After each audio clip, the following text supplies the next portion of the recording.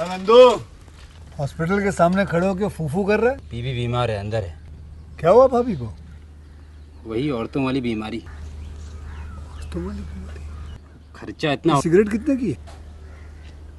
10 रुपए की। 10 रुपए की? और जेब में कितनी पड़ी?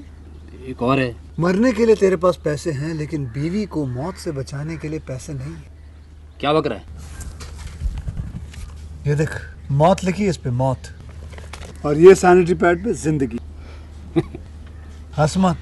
2 सिगरेट के पैसे से भाभी को ऐसी खतरनाक बीमारी जो महावरी के वक्त गंदा कपड़ा इस्तेमाल करने से हो सकती है, उससे बचा सकता है। और सिगरेट ना पीने से अपने आप को भी खतरनाक बीमारी से बचा सकता है। यानी कि मौत के पैसे से 2 जिंदगी खरीद सकता है तू, एक अपनी और एक अपनी बीवी की। सोच अब हंस। हीरोगिरी ये पीने में नहीं है, ये देने में है।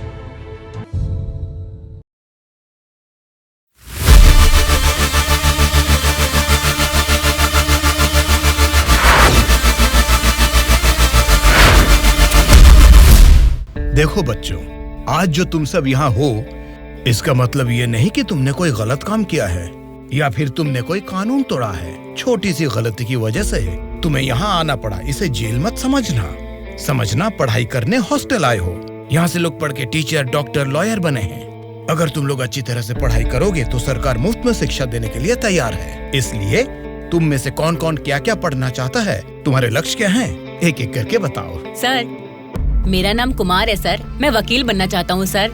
गुड। कोर्ट में इंसाफ के लिए लड़ सकते हो तो जज भी जरूर बन सकते हो। समझ गया बेटा? बैठ जाओ। सर, मेरा नाम श्रावण है सर, मैं पुलिस वाला बनना चाहता हूँ। पुलिस बनने के लिए 10वीं भी काफी है, तो वहीं डिग्री पास करके आईपीएस के लिए प्रिपेयर होके तुम एसपी भी बन सकते हो। ठीक है? तुम्हारा नाम क्या है बेटा? मेरा नाम सूर्या है सर। तुम फ्यूचर में क्या बनना चाहते हो? सीएम। जीएम क्या? जीएम नहीं sir, CM, chief minister.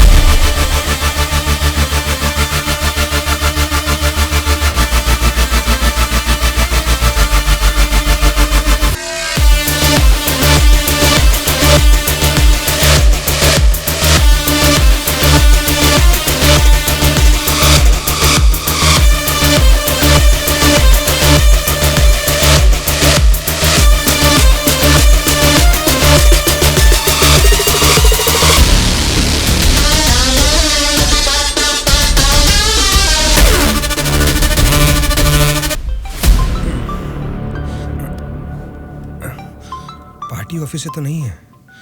Hello, क्या बात है सुपर राजू, आधी रात को मीटिंग क्यों बुलाया है? अरे आपको पता नहीं क्या, 10 दिन में इलेक्शंस का रिजल्ट्स है। सर्वे या कुछ तो आया होगा, उसे देख के मैडम को थोड़ा टेंशन आ गया होगा। वही बात है ना? वजह यही होगी सर, और क्या होगा। आधी रात को अचानक मीटिंग रख के आप सबको यहाँ बुलाने के लिए मुझे माफ कीजिए। कोई बात नहीं मैडम, आपके लिए, अपने पार्टी के लिए इतनी तकलीफ तो ले सकते हैं। वैसे इस मीटिंग में क्यों बुलाया हमें मैडम? क्योंकि सभी वोटिंग सर्वेस चेक किए गए हैं। सर्वे में ये पता चला है कि पूरे राज्य की 175 असेंबली सीटों में इस बार सत्ता वाली पार्टी को 40% और विपक्ष की पार्टी को 42% सीट्स मिलने की संभावना है। और बचे हुए असेंबली सीटों में इंडिपेंडेंट कैंडिडेट्स के जीतने की आशंका है। इसीलिए इस बार हमारी पार्टी को सरकार बनाने के लिए 10 सीटें हर हाल में चाहिए। इन 10 सीटों को हमें पक्का करना होगा। इसीलिए पूरे राज्य में जितने भी जीतने वाले इंडिपेंडेंट कैंडिडेट्स खड़े होंगे, उन सबको हमारी पार्टी में शामिल करना होगा, तभी हम सरकार बना पाएंगे। अब हम सबको क्या करना होगा मैडम? आपके एक इशारे पे आपके लिए काम करने के लिए आपके पीछे 100 लोग हैं जो कुछ भी कर सकते हैं। उनको ठुकरा के इतनी भारी बारिश में अगर आप मुझे ढूंढते हुए आए हैं तो मैं समझ सकता हूँ मैटर कितना सीरियस है।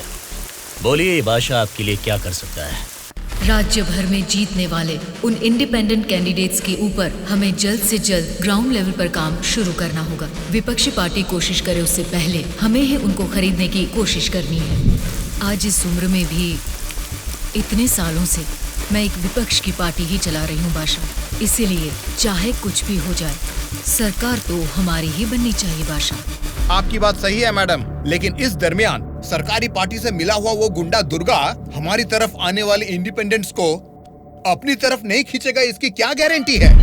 काटने वाले कुत्ते को बांध के रखते हैं, इसीलिए इस बार उसके ऊपर नॉन बेलेबल केसेस लगवाकर उसे जेल में बंद रखा है। इसका मतलब हमारे लिए कोई खतरे की बात नहीं है ना मैडम? इस काम को अंजाम देने के लिए तुम्हें एक काम करना होगा। क्या करना है बोलिए मैडम। सेंट्रल जेल में एक कैदी है।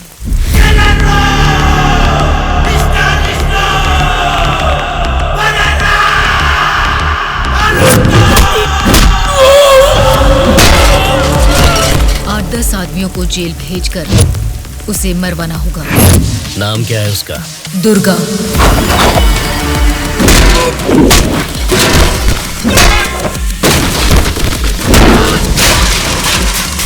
He is the most dangerous animal.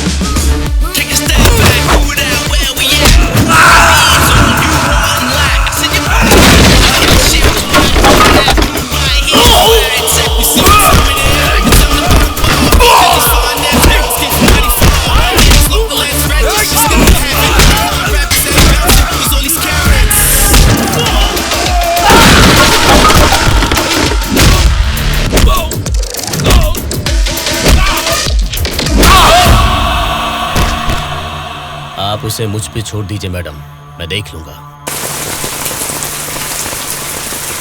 ये जेल है, कोई पबजी खेलने का ग्राउंड राउंड नहीं, समझ गया? बोल क्यों नहीं रहा है? क्यों मारा उन लोगों को? नजरें नीची करो। कायदे में रहोगे तो फायदे में रहोगे मुन्ना, नहीं तो मेरे बारे में तुम जानता नहीं हो, सीधे तिहाड़ जेल में फेंक दूंगा। ए, तुम लोग क्या देख रहे हो? इसे ले जाके सेल में डाल दो। जेलर साहब। क्या हुआ बादशाह, बात क्या है? मैं अपने 10 छोकरों को आपके जेल भेज रहा हूँ। इस बार किसे टपकाना है? दुर्गा नाम है उसका। दुर्गा बोले तो वो सरकारी पार्टी का आदमी है ना? हाँ साहब, वही है। उसको उड़ाने के लिए अपोजिशन वालों से कितना लिया है और उसमें मेरा कमीशन कितना है? हमेशा की तरह आपके अकाउंट में ट्रांसफर हो जाएगा। स्टेट में इस बार भी हमारी सत्ता आने वाली है, इसलिए कल मेरे फार्म हाउस पर आप सबके लिए एक पार्टी रखी है। Hello sir, CM sir. Central jail से जेलर मधुसूदन बोल रहा हूँ सर। आपको एक खास बात बताने के लिए ही मैंने फोन किया। क्या बात है, बोलो। जेल में आए हुए आपके लोगों को मारने के लिए अपोजिशन वालों ने सुपारी दिया है सर। अगर आपको आपके लोगों की जरूरत नहीं है तो मैं बीच में नहीं आऊंगा। लेकिन अगर आपको इनकी जरूरत अभी भी है तो अपनी जान पर खेलकर भी मैं उन्हें बचा लूंगा। अब आप बताइए, आप किन लोगों को मैं बचा लूं या फिर उनके हवाले छोड़ दूं? मुझे जरा 10 मिनट का टाइम दीजिए। ठीक है सर, मैं आपके कॉल का इंतजार करूंगा।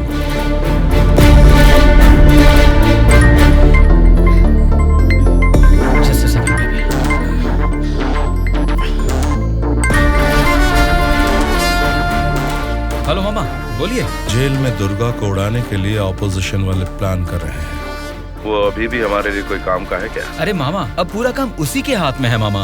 अगर हाथ पर हाथ धरे बैठे रहे तो वो पार्टी फिर से सत्ता में आ जाएगी, तो फिर वो हमारे किस काम का रहेगा? इस बार जैसा आप सोच रहे हैं, सत्ता हमारे हाथ में नहीं है मामा। 70% उन्हीं के फेवर में है। ये बात तुझे कैसे पता? इलेक्शन सर्वे रिपोर्ट्स में वो हमसे ज्यादा स्ट्रॉन्ग है मामा। अगर वोट्स काउंटिंग में भी वो हमसे आगे निकले तो हमें कुछ और एमएलएस की जरूरत पड़ेगी मामा। अब उनको धमका के डरा के हमारी पार्टी में लाने के लिए हमारे लिए दुर्गा ही लास्ट ऑप्शन है मामा। And he is the most powerful weapon we have today. और हमारे धंधे में तो गधे को भी बाप बनाना पड़ता है। और हमें अगर गवर्नमेंट फॉर्म करना है तो किसी भी हाल में हमें दुर्गा चाहिए मामा। इलेक्शन रिजल्ट जब तक डिक्लेयर नहीं होते, जेल में मेरे आदमी का बाल भी बांका नहीं होना चाहिए। वो सब आप मुझ पर छोड़ दीजिए, मैं देख लूंगा। लेकिन आपके आदमियों को प्रोटेक्ट करना है तो बहुत बड़ा अमाउंट खर्च हो सकता है सर। वो मैं देख लूंगा। सर, मेरा एक छोटा सा डाउट है सर। क्या डाउट है? आपने दुर्गा को मरवाने के लिए पैसे लिए थे ना, अब बचाने के लिए पैसे ले रहे हैं। ये बात मेरे पल्ले नहीं पड़ी सर, मुझे थोड़ा कंफ्यूजन हो रहा है। पागल कहीं। इसी को अंग्रेजी में पॉलिटिक्स बोलते हैं और हमारी भाषा में बोलते हैं राजनीति, समझे?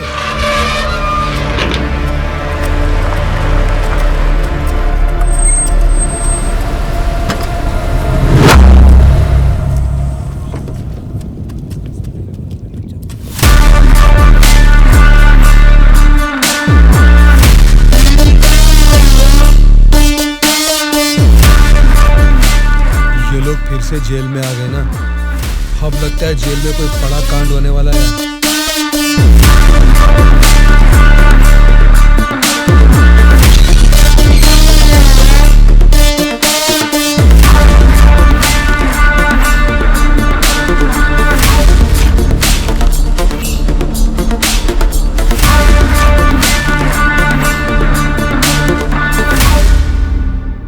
उसे कब मारने का सोचा है? हो सके तो आज ही। आज छोड़ देना, कल विजिटिंग आवर्स है, मुमकिन नहीं होगा। परसों मारने का प्लान बनाओ। ठीक है फिर। लेकिन एक बात अच्छी तरह से समझ लो, दुर्गा को मारने के लिए मैं तुम लोगों को आधे घंटे का टाइम दे सकता हूँ। आधे घंटे में ही काम निपटाना होगा, और अगर नहीं मार सके तो उसे दोबारा मारने का मौका नहीं मिलेगा। जाओ।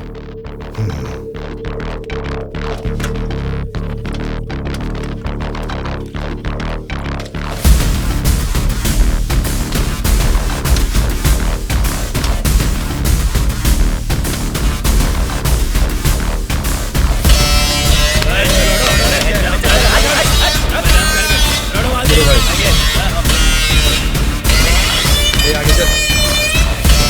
अल्लाह, ये सुना नहीं क्या?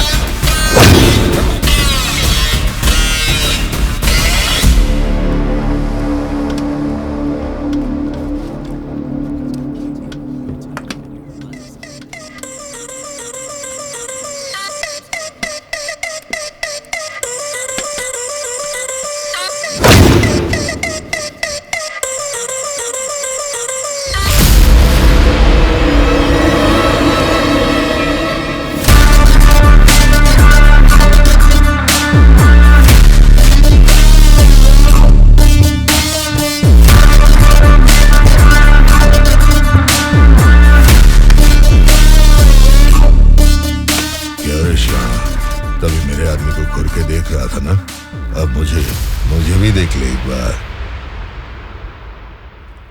ए, बहरा है क्या? आंखें निकाल कर गोटियां खेलूंगा। ए, बोलना। तेरे से बात करे ला रे, समझ में नहीं आता भाई क्या बोल रहा है। ए, देखना, एक बार देख मुझे।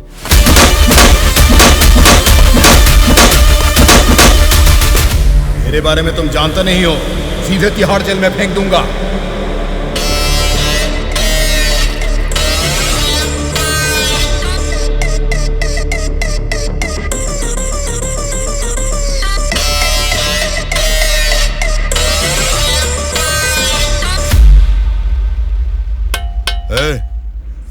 तुझसे मिलने कोई आया है, मिल ले।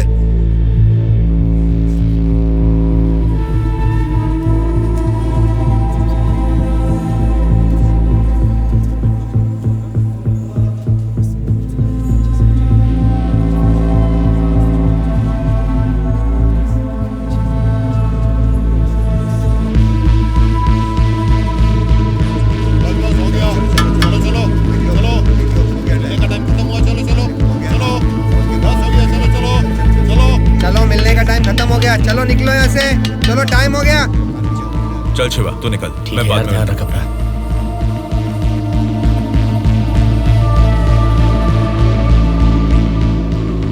शिवा, भावना कैसी है? देखा, अभी याद आई ना तुझे उसकी? मुझे लगा तो भूल गया था।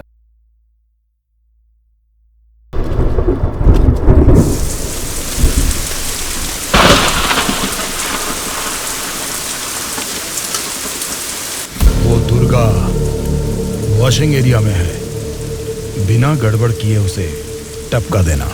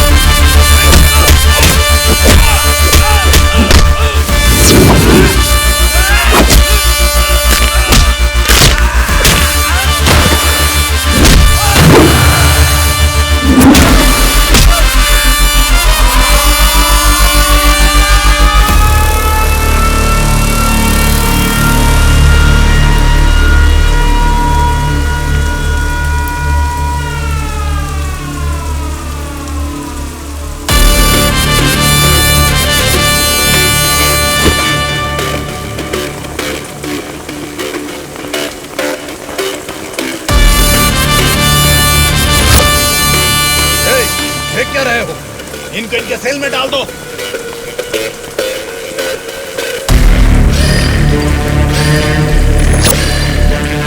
हाँ जेलर साहब। यो बादशाह, तुम और 10 लोगों को भेजोगे ना तो भी जेल में उस दुर्गा को नहीं मार सकोगे। क्या हुआ जेलर साहब? क्या हुआ है? तुमने जिन 10 लोगों को भेजा उन्हें उसने कुत्ते की तरह पीटा। मुझे तो लगता नहीं है उनमें से एक भी जिंदा बचेगा। आइंदा जेल के अंदर ऐसी बचकानी हरकत मत करना। जेल के बाहर ही निपटाओ। प्लानिंग जेल के बाहर करो। रखो फोन।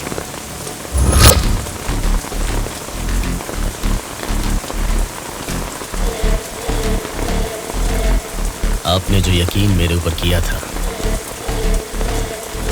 मैं उससे निभा नहीं पाया मैडम।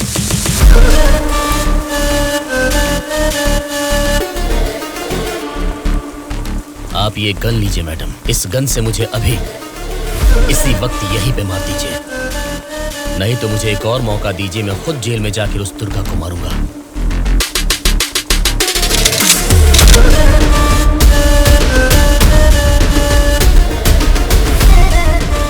अगले हफ्ते इलेक्शन के रिजल्ट आने वाले हैं। अगर रिजल्ट मेरी फेवर में नहीं आए तब बताऊंगी कि तुम्हें किसको मारना है।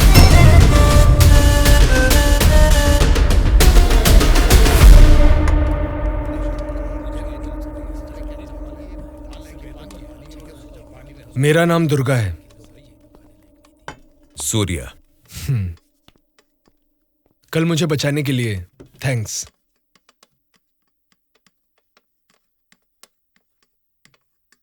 तुम्हारे बारे में सुना था, तुम किसी मर्डर केस में जेल आए हो।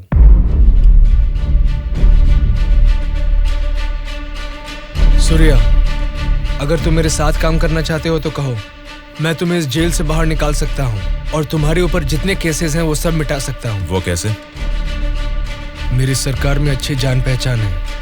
अगर तुम हमारे साथ काम करना चाहते हो तो कहो, हमारी पार्टी सत्ता में आते ही तुम्हारे ऊपर से सारे केसेस हटवा दूंगा। तुम सच में मेरे ऊपर से वो केस निकलवा दोगे तो मैं तुम्हारे साथ मिलकर कुछ भी करने के लिए रेडी हूं। तो आज से हम दोनों फ्रेंड्स। हाँ।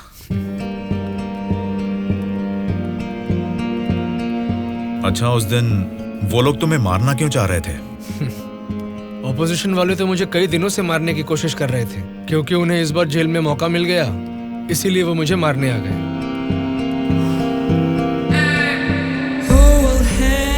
अगर उस दिन वो लोग तुम्हें मार देते तो?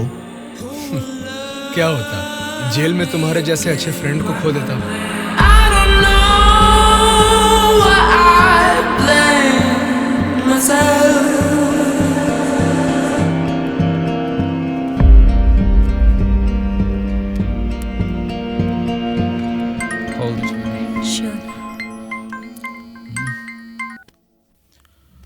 हेलो, मैं दुर्गा बोल रहा हूँ। बोलो दुर्गा। यहाँ जेल में मैं एक आदमी से मिला। किसी छोटे मोटे मर्डर केस में अंदर आया है, लेकिन उसकी हिम्मत अलग ही लेवल की है भाई। वो तो ठीक है, लेकिन क्या वो हमारे काम आएगा? बेशक वो हमारे काम आएगा भाई। ठीक है, इस बार इलेक्शन रिजल्ट्स अगर हमारे फेवर में नहीं आए तो तुम्हें बाहर आना पड़ेगा। ठीक है भाई। तब मैं मामा से बात करके तुम्हारे साथ उसको भी बाहर लाने का प्लान करूंगा।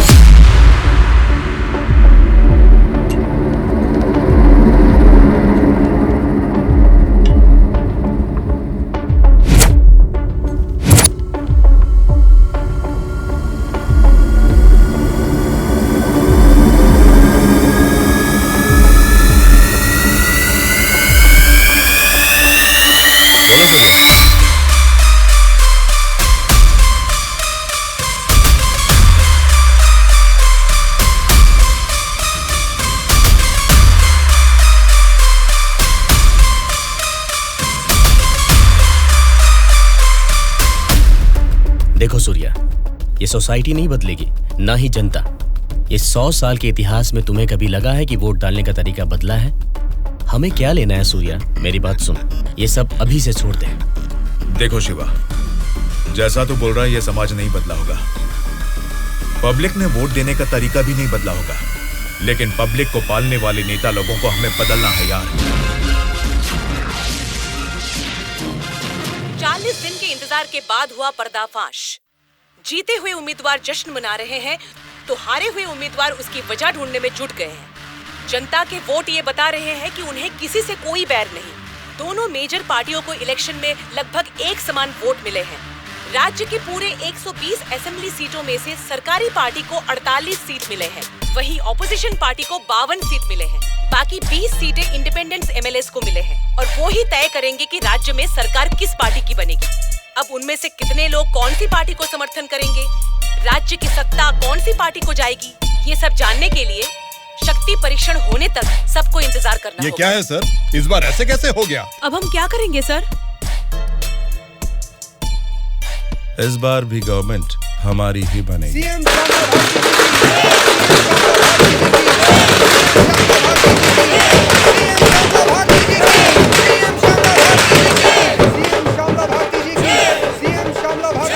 मैडम, इस बार सरकारी पार्टी से आपकी पार्टी लीड में है, इस बार में आपका क्या कहना है?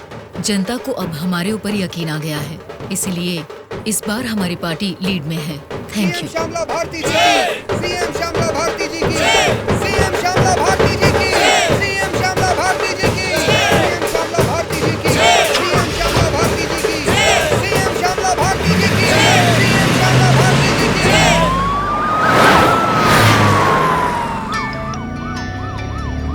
मैडम, सीएम राम मोहन राव जी का फोन आया है। बोलिए एक्स सीएम राम मोहन राव जी, कैसे लगे आपको इस बार के इलेक्शन के नतीजे? इस बार 4 सीट आपको ज्यादा मिली है, ऐसा सोचकर ये मत समझिए कि जीत आपकी हुई है। मिस श्यामला भारती जी, आपको सरकार बनाने के लिए आपकी पार्टी का और 10 एमएलएस की जरूरत है।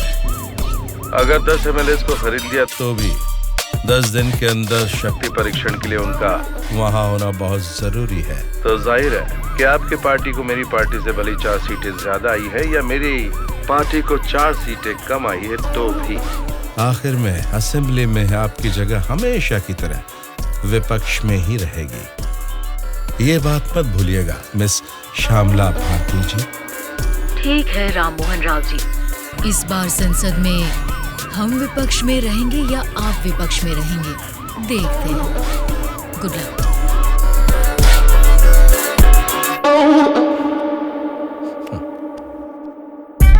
ये जानते हुए कि हमारी पार्टी लीड में है, ये राम मोहन राव कॉन्फिडेंटली कह रहा है कि हमारी पार्टी जीत नहीं सकती।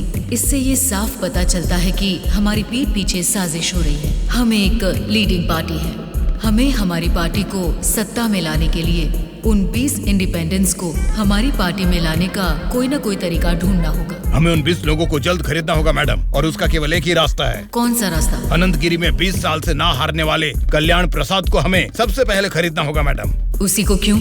वही किंग मेकर है मैडम। जितने भी 20 इंडिपेंडेंट उम्मीदवार है वो सब उसी के हाथ में रहते हैं। तो फिर जल्द से जल्द बुलवाइए उसे। कल्याण प्रसाद को फोन करके कहो कि तुरंत मेरे फार्म हाउस पर आकर मुझसे मिले। ओके? ठीक है सर।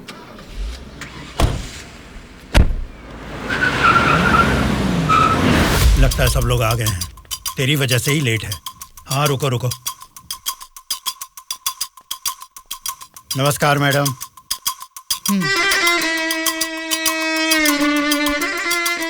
मैडम, डायरेक्टली पॉइंट पर बात करेंगे, इससे दोनों का टाइम बचेगा। मैं भी सीधे पॉइंट पर आकर बात करूंगी। आपके 20 एमएलएस को हमारी पार्टी को समर्थन देना होगा। इसके लिए आपके एक एक एमएलए की कीमत बताइए।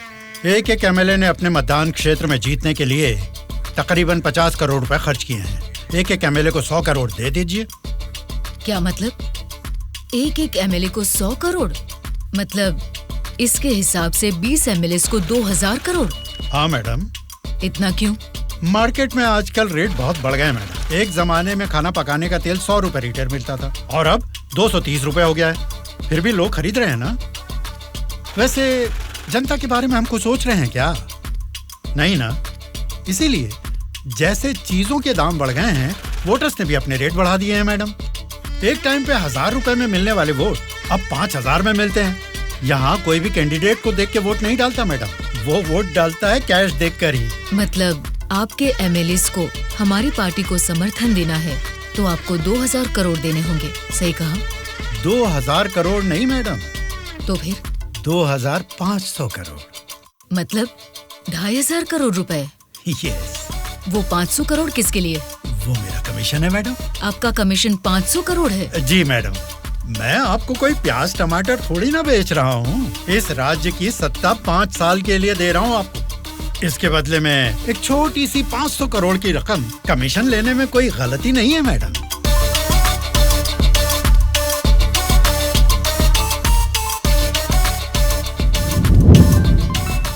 सत्ताधारी पार्टी का फोन। अगर मेरा प्रपोजल आपको जमता है तो फोन काट दूंगा, और नहीं तो इस बार फिर से उन्हीं की सरकार बनेगी। सोच लीजिए। सर, कल्याण प्रसाद जी मेरा कॉल कट कर रहे हैं सर। फिर से ट्राई करो। Okay sir.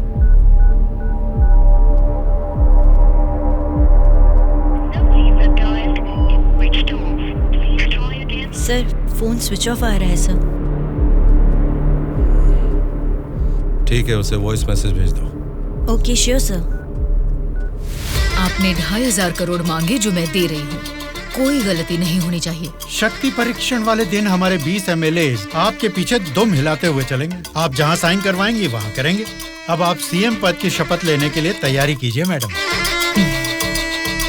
लेकिन उसके पहले हमें एक काम करना है। वो क्या है मैडम? आपने मुझसे हाथ मिला लिया है, ये खबर राम मोहन राव को जरूर पता चल जाएगी। हमें हमारे एमएलएस को सेफ रखना होगा। इसलिए उन सभी एमएलएस को राम मोहन राव से सेफ रखने के लिए मैंने बेंगलुरु में एक स्टार होटल पूरा बुक कर लिया है। शक्ति परीक्षण होने तक वो सारे उधर ही रहेंगे। आपके एमएलएस के साथ हमारे एमएलएस को भी मिलाकर उधर भेजेंगे तो वो सब साथ में वहाँ सेफ रहेंगे। आपकी बात सही है मैडम, पर उस राम मोहन राव के डर से सिटी से इतनी दूर बेंगलुरु में एमएलएस को रखने की जरूरत नहीं है मैडम। वो क्या है ना, शहर के बीचों बीच मेरे कंट्रोल में एक जगह है जिसके बारे में किसी को नहीं पता। ये 10 दिन हम अपने एमएलएस को वहीं छिपाएंगे तो टाइम भी सेव होगा और अपने लोग अपने ही साथ हैं, ये भरोसा भी रहेगा। लेकिन उतनी सेफ प्लेस इस सिटी में कहाँ है?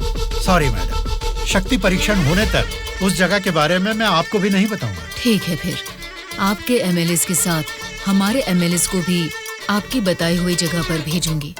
देखना कोई भूल ना हो। Okay madam. सत्या। हाँ सर। सर, श्यामला भारती जी ने कल्याण प्रसाद जी को 2500 करोड़ में खरीद लिया। अब हमारी हालत क्या होगी सर? हमारी सरकार गिर गई क्या? सर, इलेक्शन में मैंने 100 करोड़ खर्च किया, अब मेरा क्या होगा सर? बताइए सर। क्या होगा? बस चुप हो जाओ। परेशान होने की जरूरत नहीं है। शक्ति परीक्षण में अभी टाइम है। मैं जानता हूं मुझे क्या करना है। आपकी बात मुझे समझ आ गई। अभी मुझे क्या करना है बोलिए। अनऑफिशियली किसी भी हालत में दुर्गा मुझे जेल से बाहर चाहिए, चाहे जितने भी पैसे लग जाएं। तुरंत जेलर से बात करके काम को अंजाम दो। ठीक है मामा, पर एक रिक्वेस्ट है। बोलो क्या है? दुर्गा के साथ एक और आदमी को जेल से बाहर निकलवाना है मामा। कौन है वो? उसका नाम है सूर्या। उसकी गट्स, उसकी हिम्मत, वो अलग ही लेवल की है। हो सकता है, लेकिन किसी भी अनजान आदमी के ऊपर इस तरह से आंख मूंद कर भरोसा कैसे कर सकता हूं? ये स्टेट गवर्नमेंट का मामला है। अगर कुछ गलत हो गया तो मेरा पूरा पॉलिटिकल करियर खत्म हो जाएगा। मेरा यकीन कीजिए मामा, हमारे गवर्नमेंट को गिरने से बचाने के लिए इस ऑपरेशन में दुर्गा से ज्यादा वो ही एक्टिवली काम करेगा। ठीक है, अगर तुम उसकी इतनी तारीफ कर रहे हो तो काम खत्म होते इन दोनों को फिर से जेल में डाल दूंगा। मैं भी उससे जरूर मिलना चाहूंगा।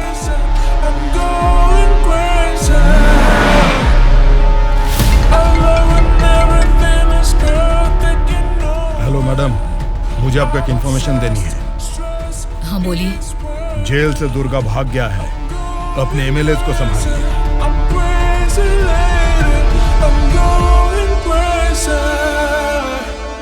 इनको अभी छोड़ के आपने वो पार्टी को इन्फॉर्मेशन क्यों दे दिया सर? वो लोग आपस में लड़के मरेंगे तो ही ना हम जैसे लोग सेफ रहेंगे।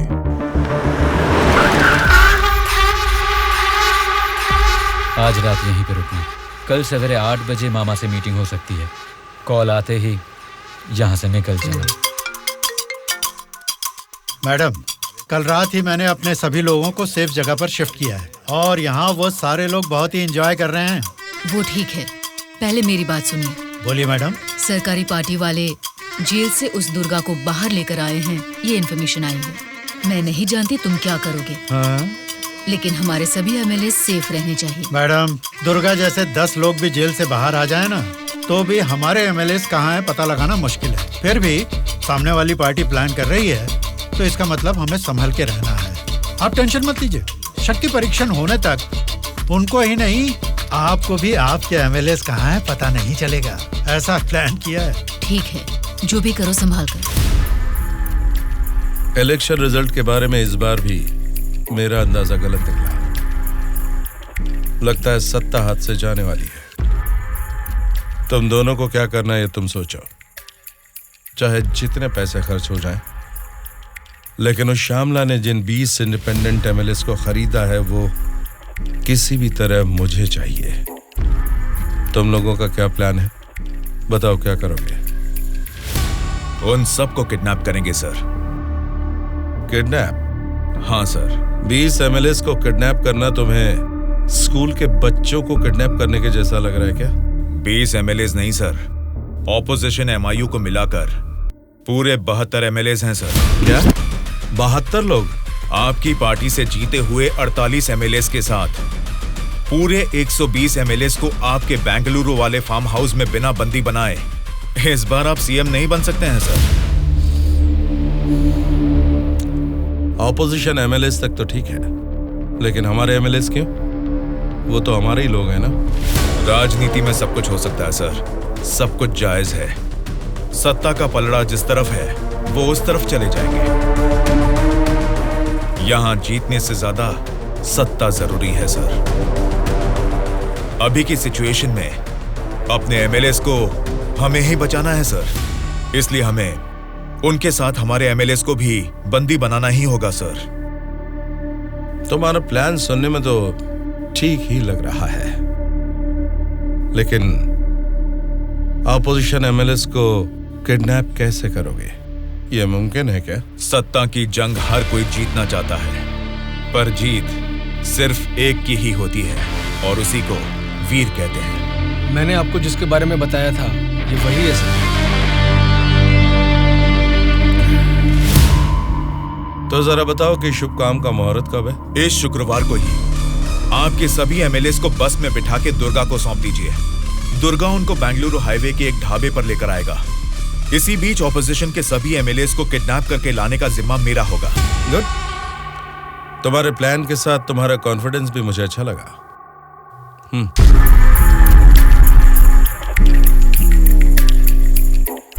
इस बैग में 2 करोड़ है, इसे सिर्फ एडवांस ही समझो। जैसा सोचा है, अगर काम वैसा ही हुआ तो तुम्हारे ऊपर जितने भी केस हैं उनको हटाने के साथ ही इस तरह के कई बैग्स तुम्हें मिलेंगे।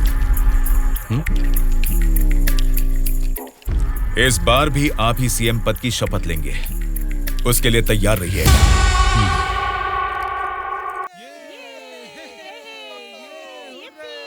कल्याण प्रसाद के फोन का लास्ट कॉल लोकेशन कल रात 11 बजे का गुलजार हाउस में दिखा रहा था। तभी से लेके अब तक वो किसी के टच में नहीं है।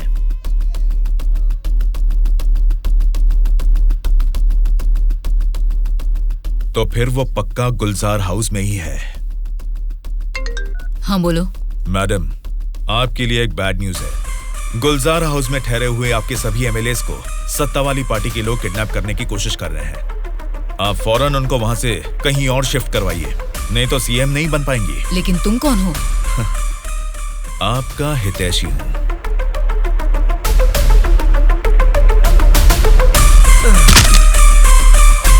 चलिए बैठिए आप लोग अंदर।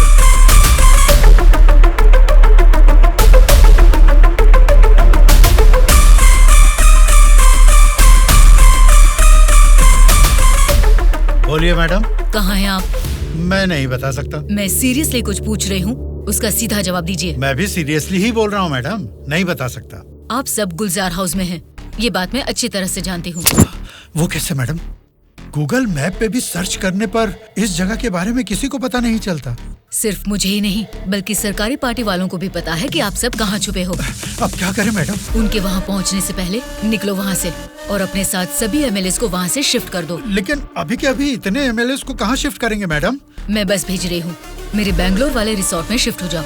समझ गए तुम? समझ गया।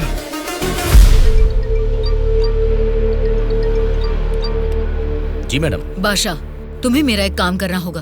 बोलिए मैडम। हमारे सभी एमएलएस को हम अर्जेंटली एक बस से बैंगलोर रिसोर्ट में शिफ्ट कर रहे हैं। हमारी बस सेफली बैंगलोर पहुंचे तब तक तुम्हें उसे फॉलो करना है। ठीक है मैडम। तुरंत अपने आदमियों के साथ बैंगलोर हाईवे पर वेट करो। Okay madam.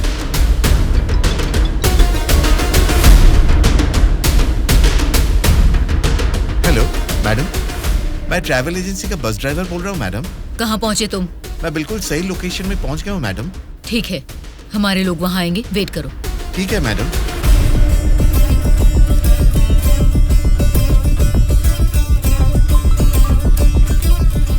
हाँ बोलिए मैडम। बस आ गई है, आप सब तुरंत वहाँ से निकल जाइए। ठीक है मैडम। बस आ गई है, चलिए सब लोग बस में बैठिए।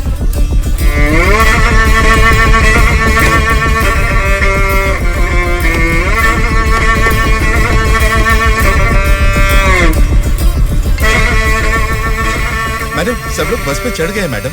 अभी निकल सकते हैं क्या मैडम? Okay madam. बोलो सूर्या। दुर्गा, हमारा प्लान सक्सेस हुआ। अब सभी एमएलएस मेरे कब्जे में हैं। तुम हाईवे के ढाबे पे वेट करो, मैं भी पहुंचता हूँ। ओके। क्या रे, कुछ पता? बोली मैडम। बस निकल गई है और थोड़ी ही देर में बैंगलोर हाईवे एंटर करेगी। अगर कोई भी हमारी बस को फॉलो करता हुआ दिखे तो उसे वहीं मार देना।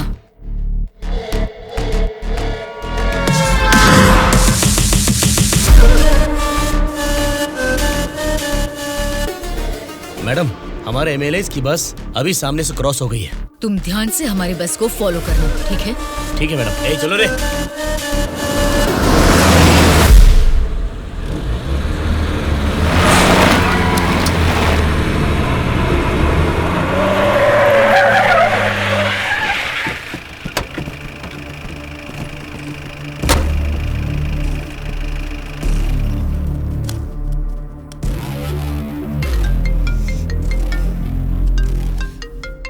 बोलो बादशाह। हाँ मैडम, अभी हमारी बस हाईवे के बाजू में एक ढाबा के पास रुकी हुई है। नाइट जर्नी है ना बादशाह, चाय कॉफी पीने के लिए रुके होंगे। अब इतना भी फोन करके बताओगे? Madam madam. अब क्या हुआ बादशाह? हमारे बस के पीछे ही एक और बस आके रुकी है। और एक बस? हाँ मैडम, देखने में तो सरकारी पार्टी की एमएलए की बस लग रही है। क्या सरकारी पार्टी के एमएलए की बस? हाँ मैडम, पक्का उन्हीं लोगों की बस है मैडम। सच में? लेकिन उनकी बस वहाँ क्यों आई है? पता नहीं चल रहा मैडम। जैसे हम अपने एमएलएज को बैंगलोर भेज रहे हैं, वैसे ही वो अपने एमएलएज को शायद किसी सेफ जगह पर भेज रहे होंगे। हो सकता है, फिर भी दोनों बस एक ही जगह पर एक ही समय पर ये कैसे हो सकता है? तुम एक काम करो बादशाह, हमारे एमएलएज की बस वहाँ से सुरक्षित निकल जाए, तब तक उनकी बस पर तुम कड़ी नजर रखना। ठीक है मैडम।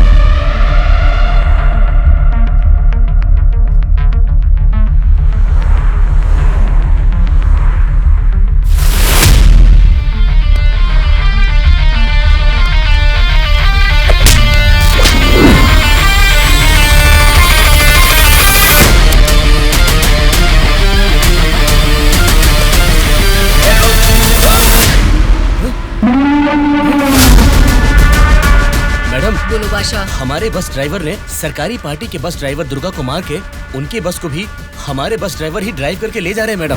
व्हाट? उनकी बस को हमारे ड्राइवर क्यों ले गए हैं? मुझे भी कुछ समझ में नहीं आ रहा मैडम। ठीक है, मैं अपने ड्राइवर को फोन करके पता लगा लूंगी। पहले तुम हमारी बस को फॉलो करो। Okay madam. Hello madam. Anwar, क्या कर रहे हो तुम लोग? कुछ लोग आके मुझे मार के हमारी बस को लेके गए मैडम। बोली मैडम। बादशाह, वो लोग अपने ड्राइवर नहीं हैं, कोई क्रिमिनल्स हैं। उनका पीछा करो। Stop them right now. ठीक है मैडम।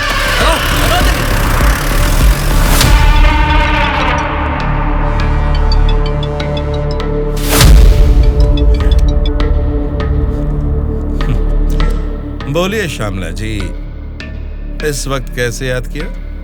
बड़े रिलैक्स्ड मूड में लग रहे हैं आप। एक शॉकिंग न्यूज सुनाऊं आपको? बताइए, क्या है वो? अभी तक मैंने सोचा कि संसद में आपके और मेरे बीच में स्पर्धा है, लेकिन हमारी इस स्पर्धा में किसी तीसरे ने एंट्री ली है। उसने क्या किया है अगर ये आपको बताऊंगी तो बहुत बड़ा झटका लगेगा। वो तीसरा कौन है और उसने क्या किया है ये आप बताएंगी, तभी तो पता चलेगा कि मुझे बड़ा झटका लगेगा या नहीं। जेल में से आपने एक जानवर को बाहर निकलवाया मिस्टर राव। उस जानवर को मारकर उस तीसरे ने हमारे एमएलएस के साथ आपके एमएलएस को भी किडनैप करके वहाँ से भाग गया है मिस्टर राव। अगर मुझे पता चला कि उस तीसरे और आपके बीच में कुछ कनेक्शन है तो मेरी एक बात याद रखना, आपका पॉलिटिकल करियर मैं पूरी तरह से बर्बाद कर दूंगी मिस्टर राम मोहन राव।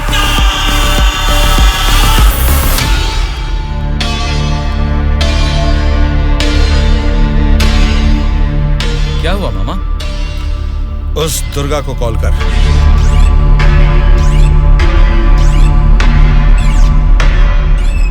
वो फोन नहीं उठा रहा है। उसके फ्रेंड को कॉल कर।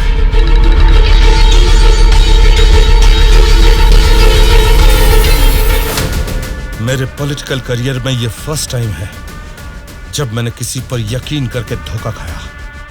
बोल कौन है रे तू?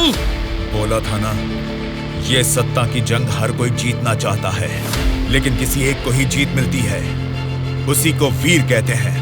अब वो जंग शुरू हो चुकी है। वीर कौन है और वो जंग किस मकसद से कर रहा है, आगे आगे तुमको सब समझ में आएगा। तब तक के लिए वेट एंड सी।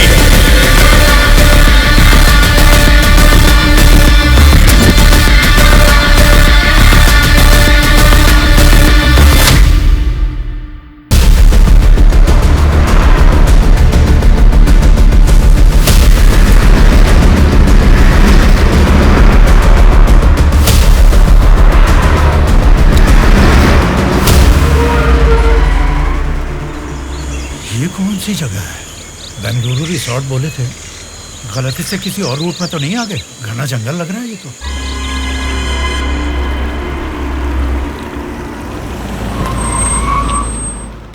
सर वो क्या है कि तुम पर भरोसा करके काम सौंप दिया, इसके लिए तो मुझे खुद को जूते मारने चाहिए। अपना ये चेहरा फिर मुझे कभी मत दिखाना। पता नहीं कहां से एक अनजान आदमी को लाकर मेरे सर पर बैठा दिया। अब देखो उसने क्या किया है। सॉरी मामा। मर जाओ जाकर। उस डीजीपी को फोन करके फार्म हाउस में आने के लिए कहो। ओके मामा। क्या रे, हमारी पार्टी ज्वाइन करने के लिए इस जंगल में आ गए तुम लोग? अरे जब लीड में हम हैं तो तुम्हारी पार्टी में आने की नौबत क्यों आएगी हमें? लीड में हम हैं बोलकर तुम सब लोग हमारी पार्टी में आ गए। देख लो, कुछ अकल है कि नहीं? वाली लीड नहीं, जीतने वाली भी अपनी ही पार्टी है। रुक जाओ, क्या है ये? इतना शोर कर रहे हो? आपस में लड़के कुछ नहीं मिलने वाला। हमें कुछ भी बोलिए, लेकिन हमारी पार्टी को कुछ मत बोलना। समझ गए? जरा सामने आओ और अपनी पार्टी की ताकत दिखाओ।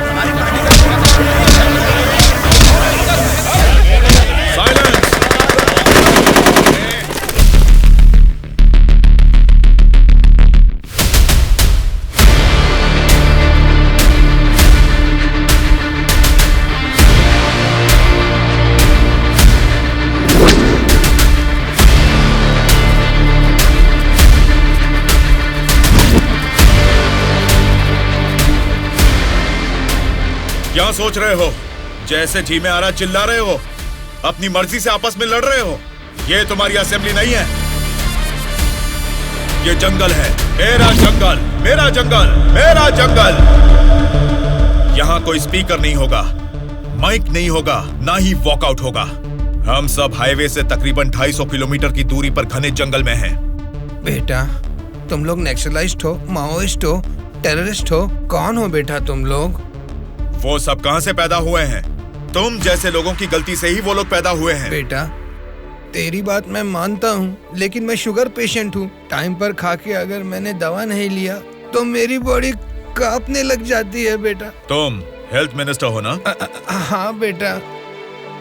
तुम्हारे पास बड़े हॉस्पिटल्स हैं, फिर भी तुम्हें ये सब बीमारियां हैं, तो तुम पब्लिक का भला कैसे करोगे? बेटा, हमारे पेट में चूहे दौड़ रहे हैं, पहले कुछ खाने के लिए तो दे दीजिए।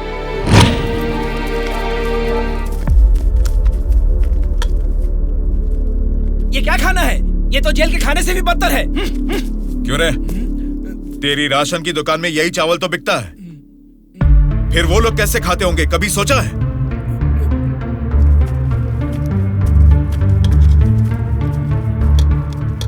बस बेटा बस, चावल खाने में कमी ही करनी चाहिए, ज्यादा नहीं खाना चाहिए। अच्छा, तो फिर इतनी जायदाद कैसे बना ली? उसमें भी तो कमी कर सकते थे, पर उसमें तो करोगे नहीं। देखो बेटा, तुम्हारी बातें और करतूतें तो कमाल की हैं, लेकिन कमी है तो बस चेहरा नहीं दिखाया तुमने, जरा वो भी दिखा दो। तुझसे देखा नहीं जाएगा। बाप रे, इतना डरावना है तुम्हारा चेहरा? तो फिर देखो। हाँ तो फिर दिखाओ ना।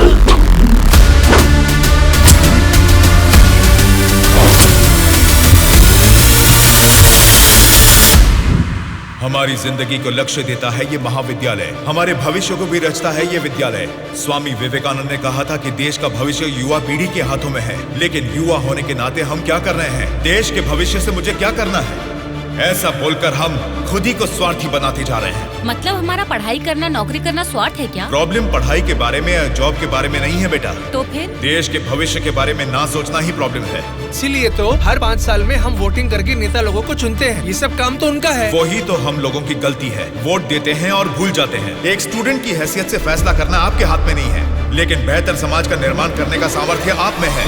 उन लोगों को खड़ा करके पूछने का हक भी आपको है। जब आप लोग ऐसा करेंगे तब स्वामी विवेकानंद की बात सच होगी कि देश का भविष्य युवाओं के हाथों में है। जाल खरीदने के लिए पैसे देंगे, नाव खरीदने के लिए लोन देंगे। तुमसे यही वादा इलेक्शन से पहले किया गया था ना, लेकिन अब सत्ता में आकर 4 साल होने के बाद भी एक भी वादा पूरा नहीं किया। इसको आप कब तक सहेंगे और कितने दिन भुगतेंगे? इन एमएलएस को जीतने दीजिए और सवाल कीजिए।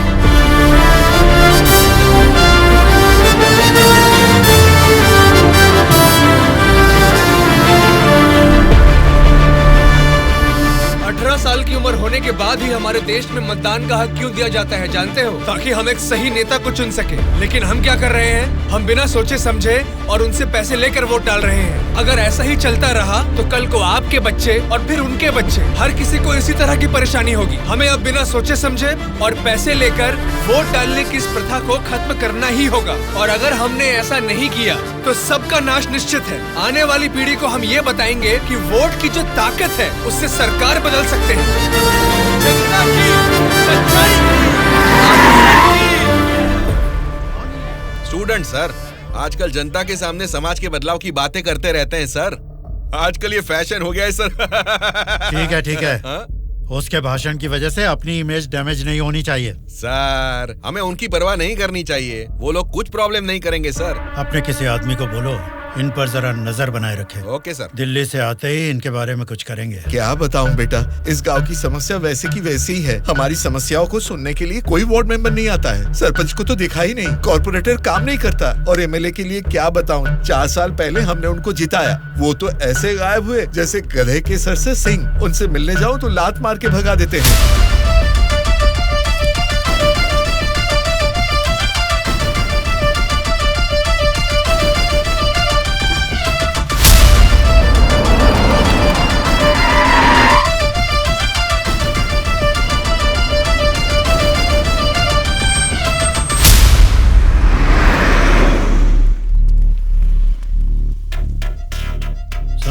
हाँ सर। हम बगल वाली स्टेट में गए थे ना? हाँ सर। तो ये यूएस गए थे, ऐसा फ्लेक्सी क्यों लगा है? हाँ सर। चलो लगे रहने दो सर। फोटो अच्छी है। लगाया किसने इसको? और कौन सर, वो स्टूडेंट्स ही हैं।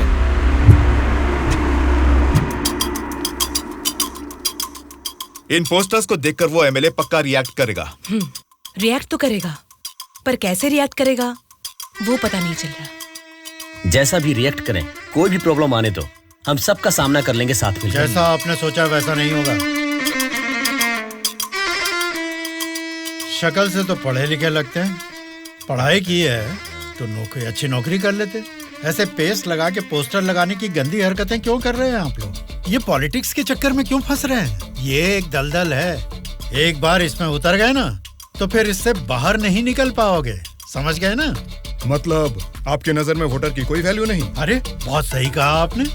आपकी नजर में वोटर की बड़ी कीमत है, लेकिन हमें वोट की कीमत पता है। यही फर्क है आपकी और हमारी सोच में। एक बार वोट मिल गया ना, फिर वोटर को कौन पूछता है? 5 साल के लिए हम ही राजा, हम ही मंत्री। मतलब आपसे सवाल करने वाला कोई नहीं है क्या? अब तुम ही बताओ, जो लोग पैसा लेकर वोट डालते हैं उनको सवाल पूछने का अधिकार है? अभी जो भी हो रहा है वो इलेक्शन नहीं है, कलेक्शन है। हम वोट कलेक्ट करेंगे, वो पैसे कलेक्ट करेंगे। एक एक वोट का 5,000, 1.5 लाख वोट हैं, मतलब 75 करोड़। उसके साथ दारू, बिरयानी, नाच गाना, पोस्टर, पब्लिसिटी, इनके अलावा हमारे नेता को मिलने वाले गिफ्ट्स। बाप रे, तकरीबन 150 से 200 करोड़ खर्च होता है। अब इस खर्चे को प्रॉफिट में बदलना है, 200 करोड़ का 1000 करोड़ बनाना है। ये सब करने में ही 5 साल निकल जाएंगे। फिर जनता की सेवा करने का टाइम कहाँ रहेगा? वैसे वोट बेचने वाले की हम सेवा क्यों करें?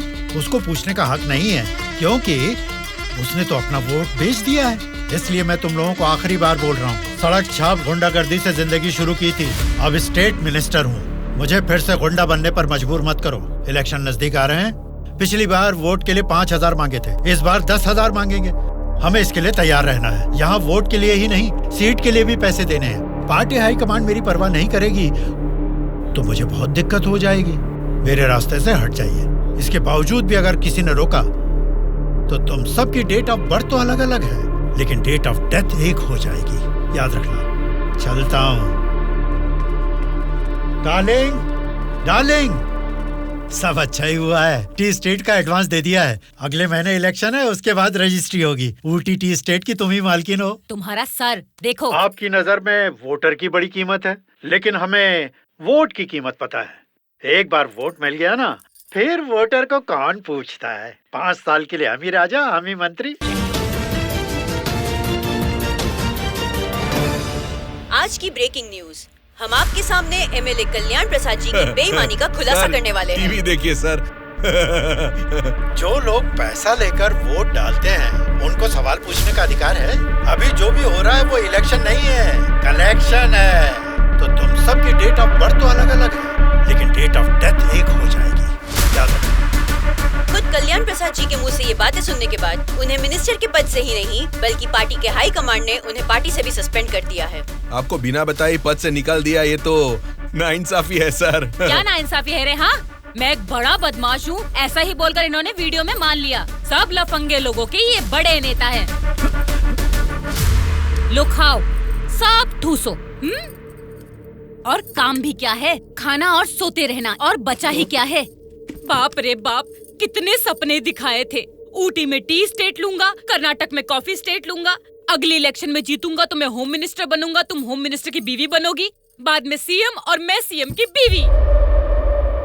क्यों जी, तुम तो मुझे सीएम की बीवी बनाना चाहते थे, तुम तो खुद ही सीएम नहीं बन पाए। अभी देखो, नालायक की बीवी बनकर बैठी हूँ यहाँ पर। मैं सोच रही थी सीएम की बीवी बनने के लिए क्या करना पड़ेगा। देखते क्या हो जी, बताओ ना क्या करना है। बहुत बोल चुके हो, आप जाओ। अरे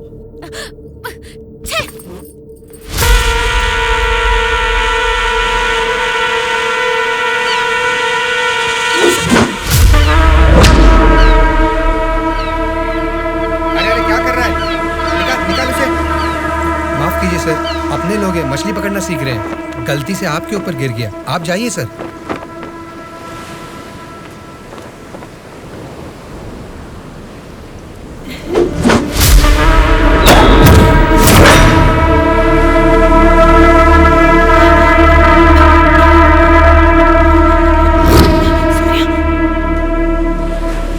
सॉरी सर, मछली पकड़ते समय समुंदर में सब मछलियां तो नहीं पकड़ सकते ना सर।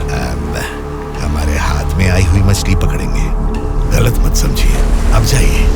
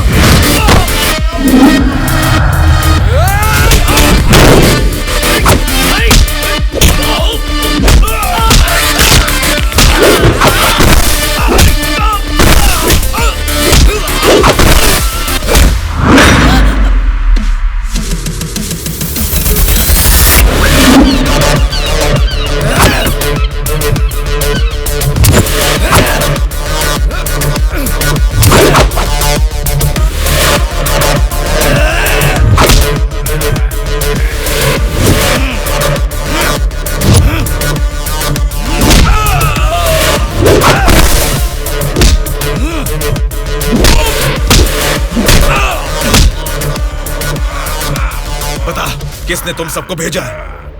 बता, जल्दी बता।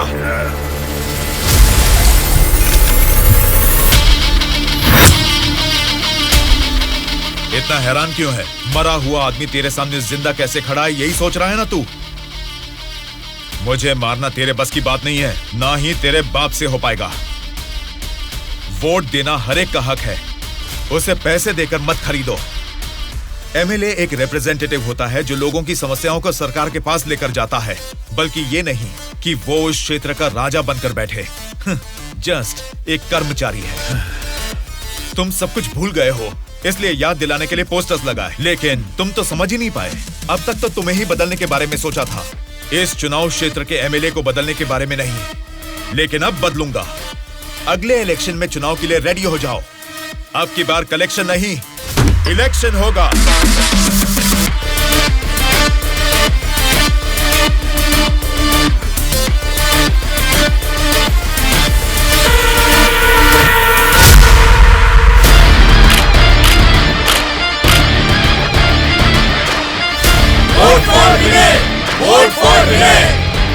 इसका नाम विनय है।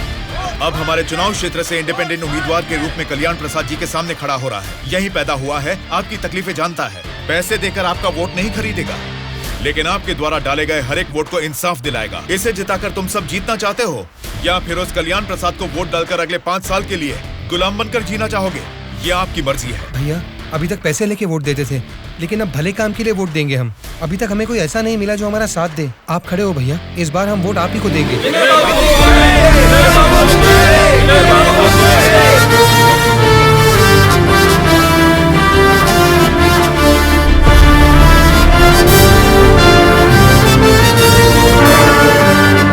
ऐसा क्या? यहाँ आप लोग बैठकर ताश खेल रहे हैं और वहाँ आपके सामने दूसरा लीडर खड़ा हो रहा है। देखो, पैसे लेकर वोट डालने वाली जनता के रहते हैं, इनकी परवाह नहीं करनी है। आपका बोया हुआ पेड़ आपको ही छांव देगा। आपका डाला हुआ वोट भविष्य का फैसला करेगा। अब किसे वोट देना है, ये आप ही तय कीजिए।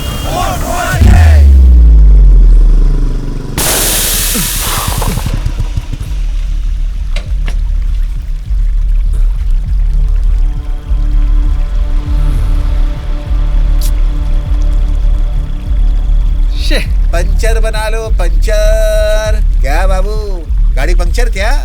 हाँ भाई, जरा अर्जेंटली जाना है, आप पंचर बना दोगे? बनाऊंगा ना। आगे जाके ये हमारे गांव का एमएलए बनेगा। पंचर थोड़ा खट से बना रे। तुम्हारे रोज जाने वाले रास्ते में अचानक तुम्हारी गाड़ी पंक्चर हो गई है, फर्क नहीं दिख रहा है क्या? उसके साथ जैसे ही गाड़ी पंक्चर हुई तभी पंक्चर वालों का हाजिर होना अजीब नहीं लग रहा है? वैसे तो इलेक्शन में खड़े होना भी अजीब बात है। आप तो एमएलए बन जाएंगे, असेंबली में चले जाएंगे, अपन तो इधर ही रह जाएगा ना। हम तो गुंडागर्दी ही करेंगे, और करेंगे भी तो क्या होगा? मारना, काटना, जलाना और बलात्कार करना। हम किसको मारेंगे, किसको काटेंगे जानते हैं? तेरे दोस्तों को। तेरे दोस्त सूर्या को बहुत बुरी मौत मारेंगे। बाद में बचेगा कौन जानते हैं आप? आपके साथ घूमती है ना वो गोरी गोरी लड़कियां, जैसे चाहे मजे करेंगे, अय्याशी करके मुंबई रेड लाइट एरिया में जाके बेच देंगे उनको। सोच लेना। चलो रे।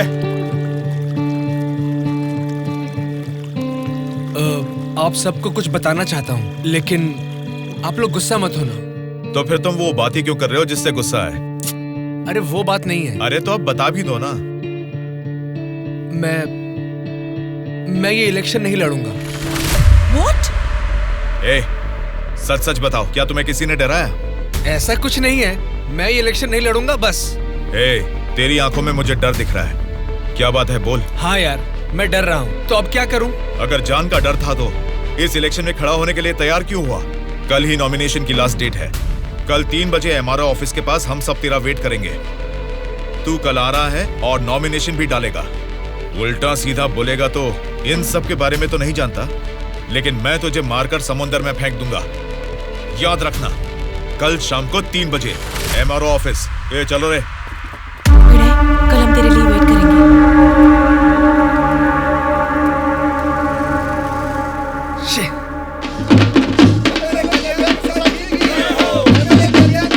पता नहीं कहाँ रह गया। अपने आप को समझता क्या है वो?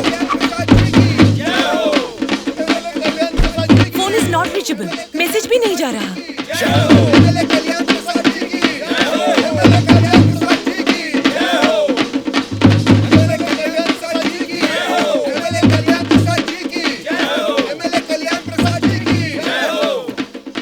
संभाल के रखना, बात के कार्यक्रम में काम आएंगे। नमस्कार वोटर महाराज, आपके अनमोल वोट आप मुझे ही देंगे। देंगे ना? आप ही देंगे। अच्छा मुहूर्त निकलने से पहले नॉमिनेशन करके आता हूँ। नमस्ते।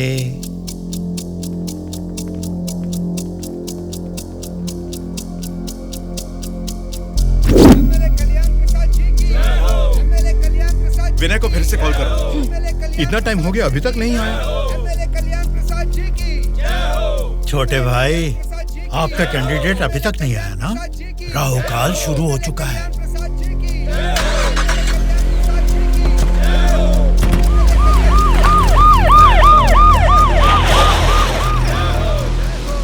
हम तुम्हें अरेस्ट करने आए हैं। हमें चलो बताते हैं।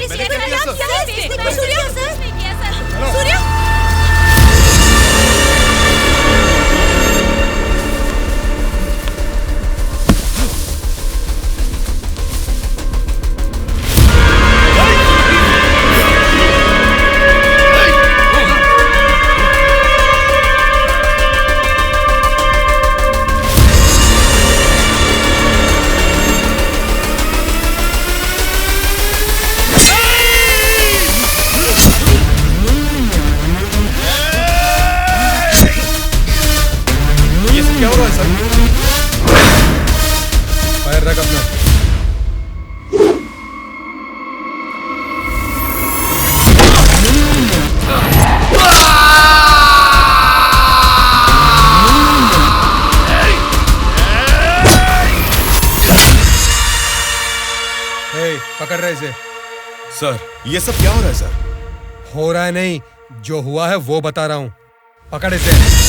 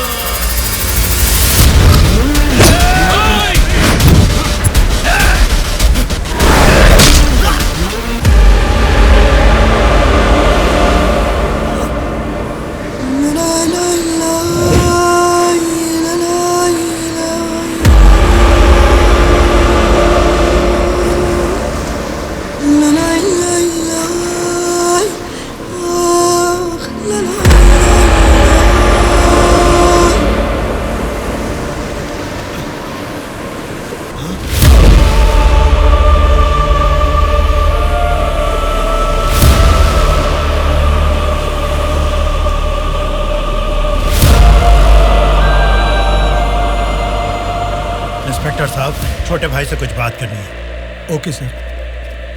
छोटे भाई, खुद को ही अक्लमंद समझते हो, तुम्हारे रेंज की नहीं है, फिर भी मेरी थोड़ी सी अकल है। तुम्हारे इस्तेमाल किए हथियार को मैंने भी यूज किया, सोशल मीडिया। कल ही नॉमिनेशन की लास्ट डेट है। तू कल आ रहा है और नॉमिनेशन भी डालेगा। उल्टा सीधा बोलेगा तो, लेकिन मैं तुझे मारकर समुंदर में फेंक दूंगा। छोटे भाई, पॉलिटिक्स मतलब एक ऐसा समंदर जिस पे सफर के लिए शिप चाहिए या तो फिर बोट। तुमने खाली हाथ तैरना चाहा तो बीच समंदर में डूब जाओगे। तेरे जैसे नालायक को ही बोट और शिप की जरूरत पड़ती है। मुझे जरूरत नहीं है। मैं तुझे पीछा करके शिकार करके पकड़ूंगा, क्योंकि मैं एक शार्क हूँ, समझा? वो सही में शार्क निकला। पीछा किया, शिकार किया, और अब क्या करेगा? हे, चलो यहाँ से। चलो चलो जल्दी चलो। निकलो। चलो जल्दी चलो भाई, चलो। कुछ भी कहो यार, मौसम तो बहुत लाजवाब लग रहा है। पेट में बहुत गड़बड़ है, लगता है इधर ही बैठ के आ जाएगी। भाई, इस उम्र में भी तू टाइम पे हल्का हो जाता है, मतलब तेरा हेल्थ तो एकदम सुपर है मेरे भाई। अरे मेरा पेट गड़बड़ चल रहा है यार। मारे मर रहा हूँ, लोग गोली चला रहे हो। तेरी गोली से हम लोग डरने वाला नहीं है, समझा? ठंडे ठंडे पानी से नहाना चाहिए, जाना है या नहीं। तू पागल हो गया क्या? कोई अपना लीज खुला छोड़ के नहाता क्या? मैं तो डर ही गया। मेरे लीज पे बुरी नजर डालता है। घर में बाप भाई है कि नहीं? अभी भी तेरा लीच जितना ही है, एनाकोंडा नहीं बना पाया। तुम लोगों को लीच और एनाकोंडा में फर्क नहीं समझता है क्या? लीच हो या एनाकोंडा हो, बीन बजाने से भी कोई फर्क नहीं पड़ने वाला है। अरे इस जंगल में बीन ठीक से नहाने भी नहीं देता है, ठीक से हल्का भी नहीं होने दिया, गोलियां पे गोलियां चलाया जा रहा है। ये क्या हाल हो गया हमारा? एक नहीं, दो नहीं, पूरे 120 एमएलएस को प्री प्लान तरीके से किडनैप करके ले गया है। मेरी समझ में नहीं आ रहा क्या करूं। ये सब मैंने किया है। ये बात अगर जनता या मीडिया को पता लगी तो इतने साल की मेहनत से बना मेरा पॉलिटिकल करियर बर्बाद हो जाएगा। आप फिक्र मत कीजिए सर, ये हम पर छोड़ दीजिए। किडनैपर्स से सारे एमएलएस को कैसे सुरक्षित लाना है ये मुझ पर छोड़ दीजिए। किरण सर, ध्रुवा कहाँ है पता करो और तुरंत मेरे ऑफिस में आने के लिए कहो, तुरंत। Okay sir. मैं चलता हूँ सर।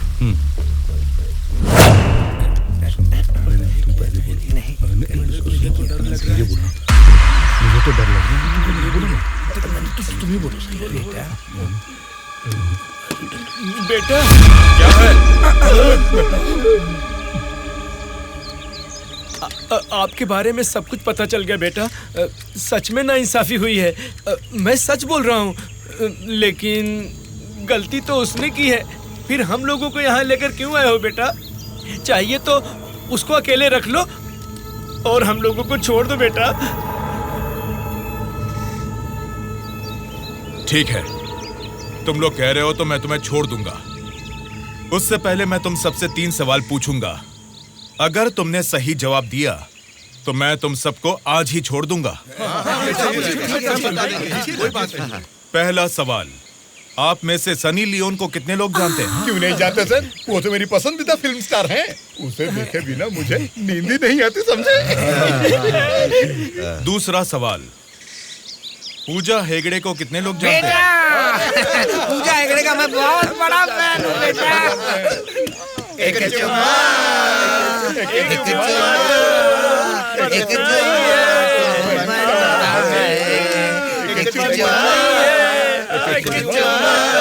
बेटा एक दूसरा गाना सुनाता हूँ, सुनो तुम।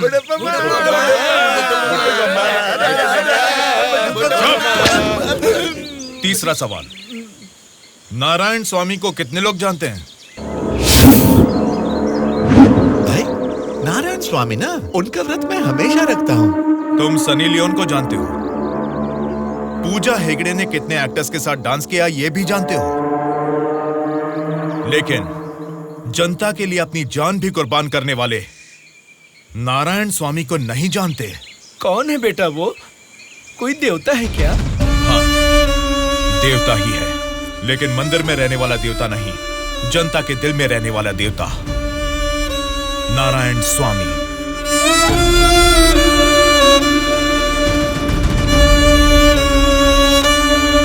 नमस्कार सर। नमस्ते माँ जी। नमस्ते नमस्ते।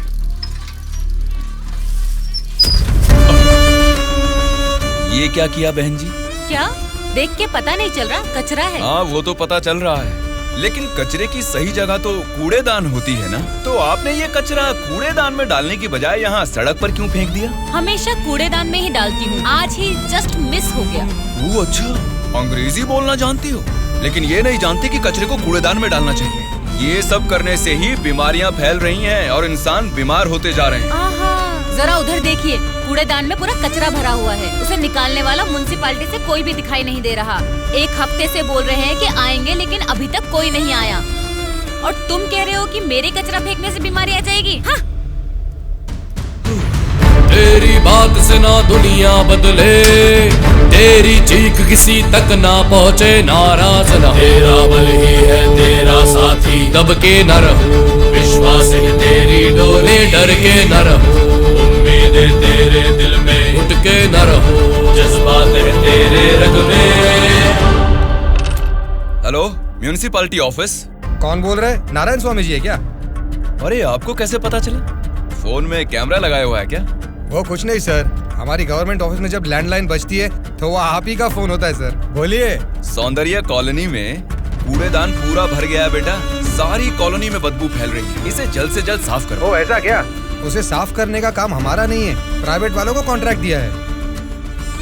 क्या कहा? कचरा उठाने का काम भी प्राइवेट लोगों को दे दिया है? तो फिर आप क्या कर रहे हैं? आप जैसे लोगों के सवालों का जवाब दे रहे हैं नारायण स्वामी। ठीक है, उस कॉन्ट्रैक्टर का नंबर दो। हेलो, कॉन्ट्रैक्टर गंगाधर जी हैं क्या? हाँ बोल रहा हूँ। आप कौन हैं? मैं नारायण स्वामी हूँ। सौंदर्य नगर का कचरा उठाने का कॉन्ट्रैक्ट आपने ही लिया है ना? हाँ हाँ, मैंने ही लिया है। यहाँ का कूड़ेदान ऊपर तक भर चुका है, पूरी कॉलोनी में बदबू फैल गई है, आप इसे क्लीन क्यों नहीं करते? अच्छा, वो पुराना टेंडर खत्म हो गया है सर, नया टेंडर अगले महीने में डाल रहे हैं, नया टेंडर आने के बाद ही क्लीन करेंगे, समझे? हाँ तो तब तक इसे ऐसे ही छोड़ देंगे क्या? थोड़ी जिम्मेदारी निभाइए। जिम्मेदारी की इतनी फिक्र है तो खुद ही क्लीन कर लो ना।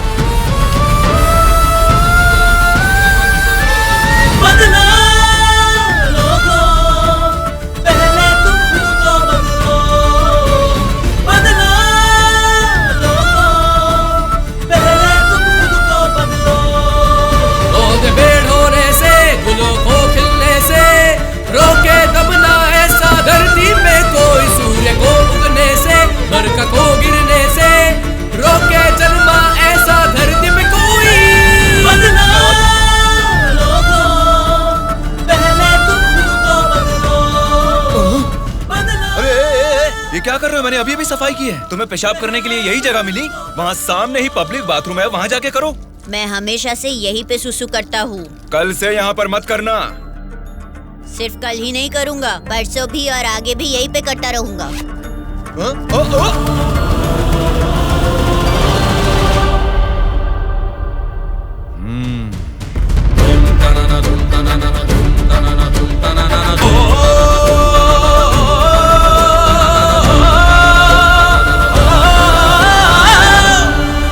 क्या हुआ? क्यों नहीं पेशाब किया? तुम अच्छे लड़के हो, इसीलिए नहीं कर पाए। ये एक बीज है, ऐसे क्या देख रहे हो? इसको फेंक दोगे तो मिट्टी में मिल जाएगा, लेकिन अगर इसे बो दोगे तो उसी मिट्टी को फाड़कर ये जल्द ही पौधा बन जाएगा। तुम इस बीज जैसे ही हो बेटा। ये बीज एक बड़ा वृक्ष बनेगा, खाने को फल देगा, अगर नहीं भी दे पाया तो कम से कम 10 लोगों को छांव देगा, बारिश लाएगा। अगर तुम इसे बो दोगे तो ये बीज बड़ा होके तुम्हारे बाद भी तुम्हारा नाम रोशन करेगा। अब इसे बोना है या फेंक देना है, तुम्हारी मर्जी है।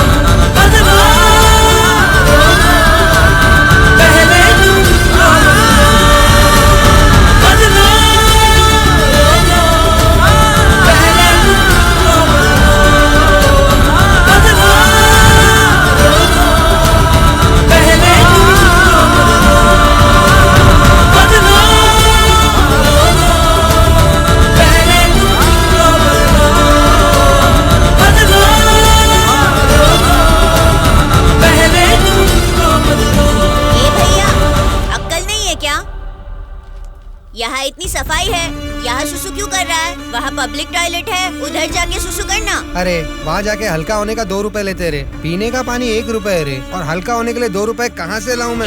चलो जाओ यहाँ से। जा रहा हूँ मैं।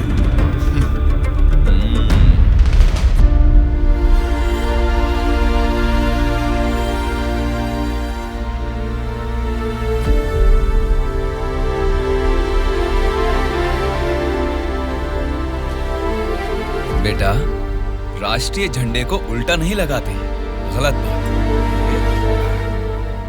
राष्ट्रीय झंडे को ऐसे लगाते हैं, ऊपर केसरी नीचे हरा। चलो झंडा फहराओ। क्या सोच रहे हो? तुम्हारा बोया हुआ बीज ही नहीं, मेरा बोया हुआ बीज भी बढ़ने लगा है, जल्द ही पेड़ बन जाएगा। चलो फहराओ।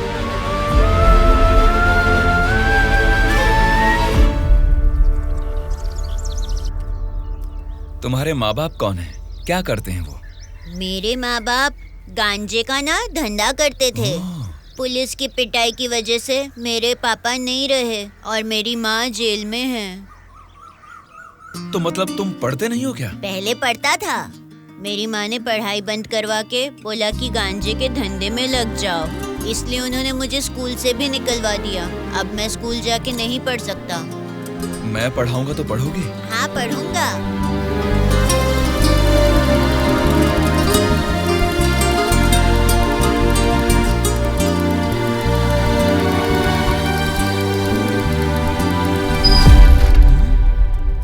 क्या कर रहे हो?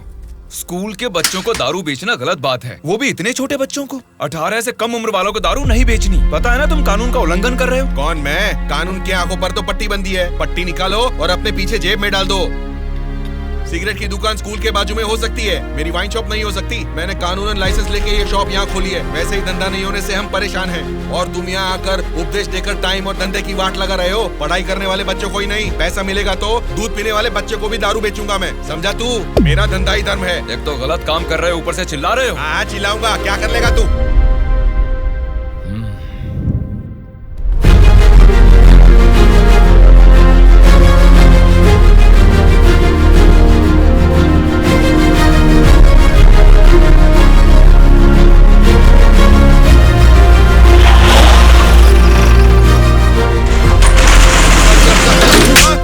इंस्पेक्टर साहब, आप इस पर इस तरह हाथ नहीं उठा सकते। इसको कल आपको कोर्ट में हाजिर करना चाहिए। उसकी दारू की दुकान बंद करा के आपने हमारे लिए अच्छा काम किया है साहब। सच में आप जैसे लोग नेता बनेंगे तो हमारे लिए बहुत अच्छा काम करेंगे साहब।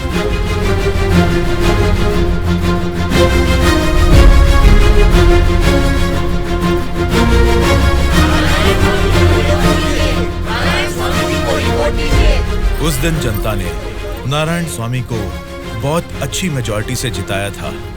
जनता से इतना प्यार पाने के बाद उनके सुख दुख जानने के लिए वो हर एक चौखट पर गए। तभी उनको पता चला कि उनके क्षेत्र से गुजर रही गोदावरी नदी का पानी ना तो जनता को सिंचाई के लिए और ना ही पीने के लिए मिल रहा है। उन्होंने इस मामले को लेकर सरकार की नाकामियों के खिलाफ आवाज उठाई। उस चुनाव क्षेत्र की रेडियस कितनी है, वहाँ के भौगोलिक हालात क्या है, वहाँ के मौसम से कितनी बुआई करनी पड़ेगी जिससे किसानों को अच्छी पैदावार मिले, ऐसे बहुत सारे समस्याओं पर एक किताब ही लिखकर जनता के बीच में गए और उनसे बात की। सच कहूँ तो आज मैं नहीं जीता, बल्कि मुझे जिताकर आप सब ने लोकतंत्र को जिताया है। इस बदलाव से देश की राजनीति में एक नई शुरुआत होगी। मेरे हाथ में जो किताब देख रहे हैं, इसमें हमारे चुनाव क्षेत्र की कमियों, आप सभी की जरूरतों और उनको मैं कैसे पूरा कर सकता हूँ, इसमें मैंने ये सब लिखा है। आज से ये हमारे चुनाव क्षेत्र का संविधान है। मैं असेंबली में खड़े होकर आपकी इन सभी समस्याओं के लिए लड़ूंगा। मैं आने वाले 5 सालों में हमारे चुनाव क्षेत्र की गतिविधियां बदलने के लिए भरी असेंबली में पूरी सच्चाई के साथ लड़ूंगा और ये मेरा आप सबसे वादा है।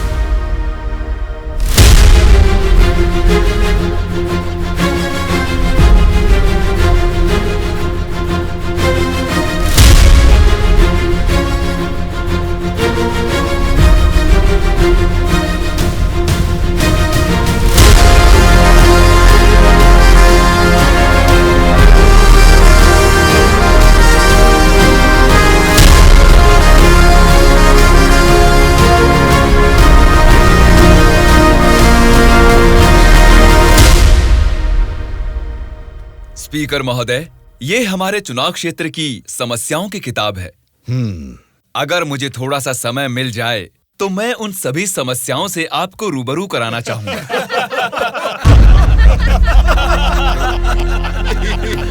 अरे आप लोग हंस क्यों रहे हैं? मैंने कोई कॉमेडी की है क्या? नहीं ना, हंसना बंद कीजिए। अध्यक्ष महोदय, नारायण स्वामी जी को देखकर ऐसा नहीं लगता कि असेंबली में आए हैं, किताब लेकर स्कूल में पढ़ने आए हैं ऐसा लगता है। अरे ये आप क्या कह रहे हैं? इसमें हमारे चुनाव क्षेत्र की समस्याएं लिखी हैं।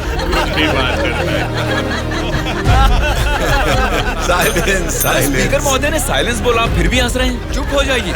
ये क्या स्पीकर महोदय, ये तो आपकी भी नहीं सुन रहे। The house is adjourned. Tomorrow at 8 AM. चलो यार, चलो।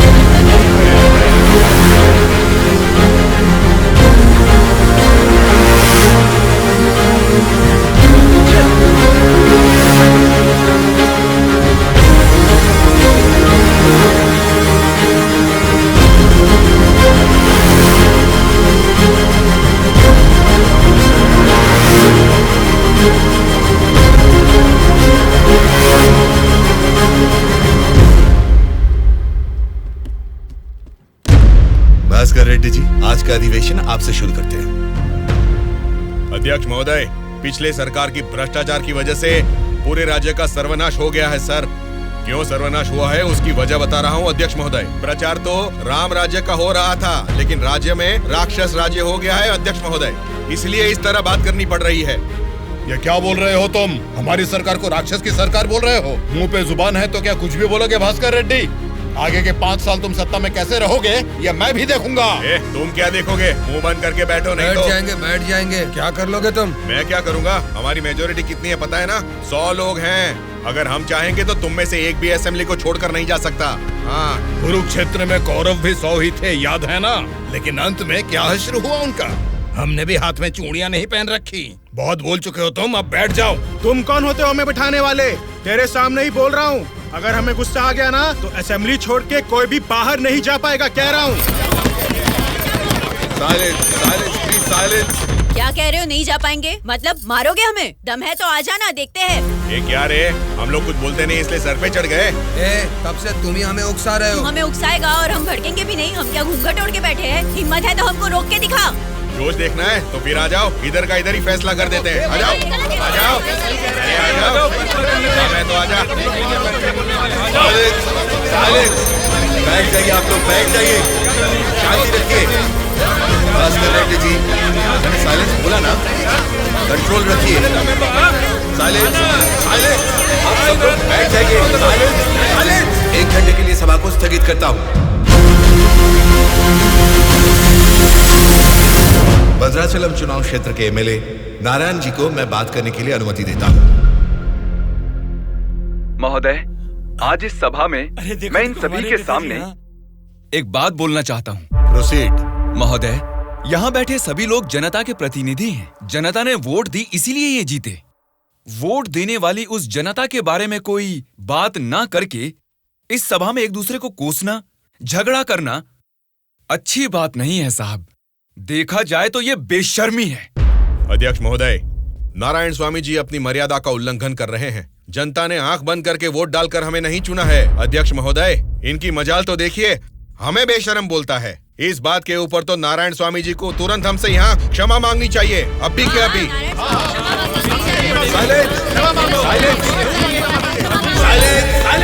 भास्कर रेड्डी जी, अरे मैंने तो लोकतंत्र की बेशर्मी बोला था, आपको बेशर्म नहीं बोला। देखिए, इन क्षमाओं और झगड़े से सभा के समय को बर्बाद करने की बजाय हमें मिलकर जनता की जरूरतों और समस्याओं के बारे में बात करनी चाहिए। मतलब हम यहाँ झगड़ा करने आए हैं क्या? हमारे मुख्यमंत्री और हमें जनता का पालन कैसे करना है तुम बताओगे? अध्यक्ष महोदय, यहाँ पर आए सारे नेताओं से नारायण स्वामी जी को क्षमा अभी के अभी मांगनी ही होगी।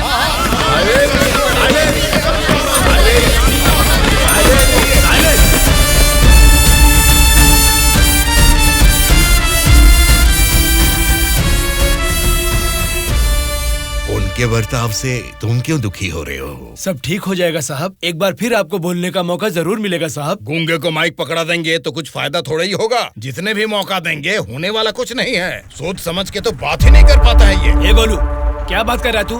पागल हो गया क्या? मुंह बंद करके यहाँ से निकल जा, जा। उसकी बातों का बुरा मत मानिएगा साहब। उसने कुछ भी गलत नहीं कहा सुबैया। तुम उसकी बातों में गुस्सा देख रहे हो और मैं उन बातों के पीछे छिपी वजह।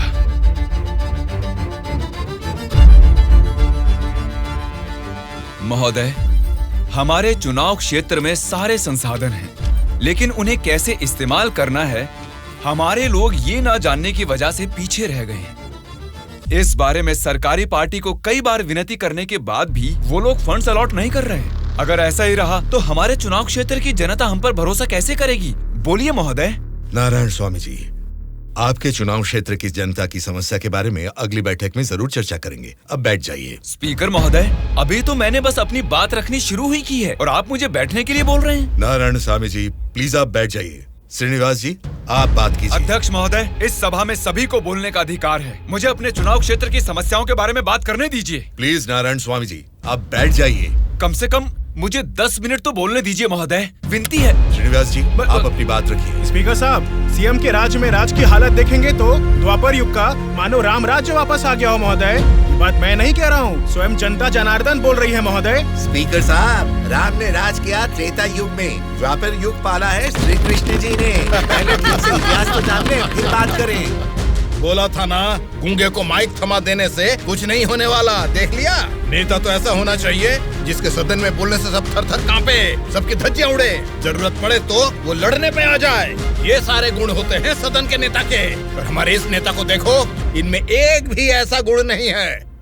हम सभी लोगों ने अपनी पढ़ाई लिखाई बंद करके आपको इलेक्शन जितवाया था। किस लिए? ताकि हम सब लोग बेरोजगार बैठे रहे, कुछ ना करें। लेकिन आपको देख के तो लगता नहीं है कि आप हमारी समस्याओं को दूर कर पाएंगे। ऐसा बोल रहा हूँ बोल के कुछ गलत मत समझिए। असेंबली में गला फाड़ के चिल्ला के बात करने वाले को ही नेता बोलते हैं। एक जुझारू नेता ही हमारी समस्या को सुलझा सकते हैं। एक सलाह देता हूँ, एमएलए पद से ना आज ही इस्तीफा दे दो। भद्राचल के चुनाव क्षेत्र के एमएलए नारायण स्वामी जी को बात करने के लिए अनुमति देता हूँ। अध्यक्ष महोदय, हमारे चुनाव क्षेत्र के चारों ओर पानी ही पानी है, लेकिन एक घूंट भी पीने लायक नहीं है महोदय। वहाँ के लोगों की स्थिति बहुत खराब है महोदय, जरा उनके बारे में कुछ सोचिए।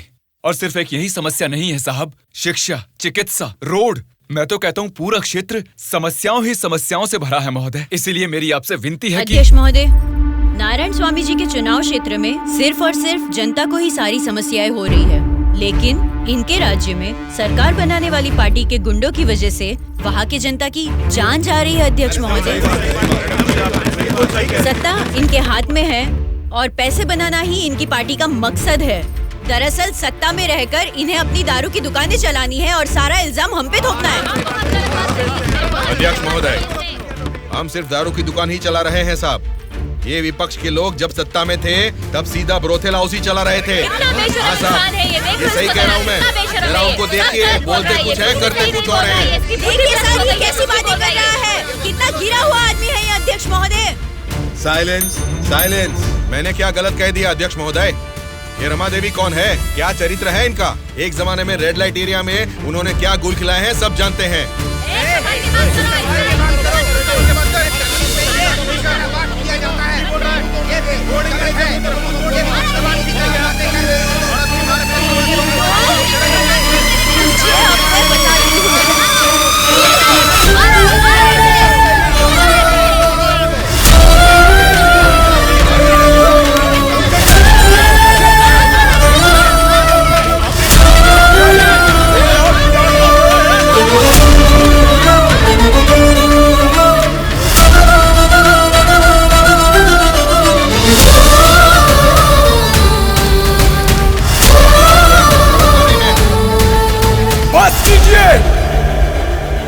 अरे ये संसद है या फिर कुरुक्षेत्र है? शर्म आनी चाहिए तुम सबको। सरकारी पार्टी को जवाब देना है, विपक्ष की पार्टी को सवाल करना है। आप सब देखिए क्या कर रहे हैं। क्या इसीलिए जनता आप लोगों को जिता के यहाँ तक भेजती है? जनता को बदलना है, जनता बदलनी चाहिए, तब से यही सब चिल्ला रहे हैं। 5 करोड़ की जनता में से सिर्फ 299 लोग ही यहाँ आए हैं। मतलब बदलना जनता को नहीं है, बल्कि हमें बदलना चाहिए। हमारे ऊपर भरोसा करके हमको वोट देके जिताने वाली जनता के लिए हमें कोई लड़ाई या जंग करने की जरूरत नहीं है, बल्कि उनकी समस्याओं की चर्चा करके उनकी जरूरतों को पूरा कर दें, यही बहुत है। लेकिन तुम लोग देखो क्या कर रहे हो, सिर्फ और सिर्फ अपने फायदों के बारे में सोच रहे हो और भोली भाली जनता को धोखा दे रहे हो। ये सब कुछ मैं इसलिए नहीं बोल रहा कि मैंने मार खाई और मेरा कुर्ता फट गया। ये एक बहुत ही पवित्र और महापुरुषों की जगह है, ये संसद भवन है। देखा जाए तो यहाँ पर आप जैसे लोगों के लिए कोई स्थान नहीं है। यहाँ पर सिर्फ साहसी, सच्चाई का साथ देने वाले ईमानदार लोग ही आने चाहिए। जब ऐसे लोग इस संसद भवन में आने शुरू होंगे, सिर्फ और सिर्फ तभी इस राज्य और देश का भला हो सकता है।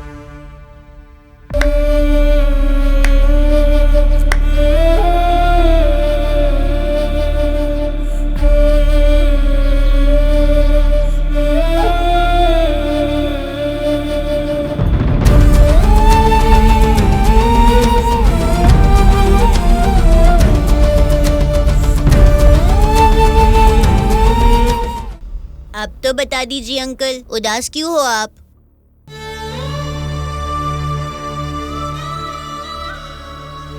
मैं हार गया। जनता से वादा करके उसे ना निभाने वाला नालायक बन गया मैं। क्या हो गया अंकल, आप ऐसे क्यों बात कर रहे हैं? सत्ता में आते ही हम कुछ भी कर सकते हैं सोचने वाले नेताओं को बदलना होगा। जब तक ऐसा नहीं होगा हमारा यह समाज कभी नहीं बदलेगा। ऐसा है तो मैं उनको बदलूंगा अंकल। क्या कहा? तुम बदलोगे? हाँ अंकल, मैं बदलूंगा। तो ठीक है, चलो मुझसे ये वादा करो। मैं वादा करता हूँ अंकल, उन सब को मैं सच में बदल दूंगा।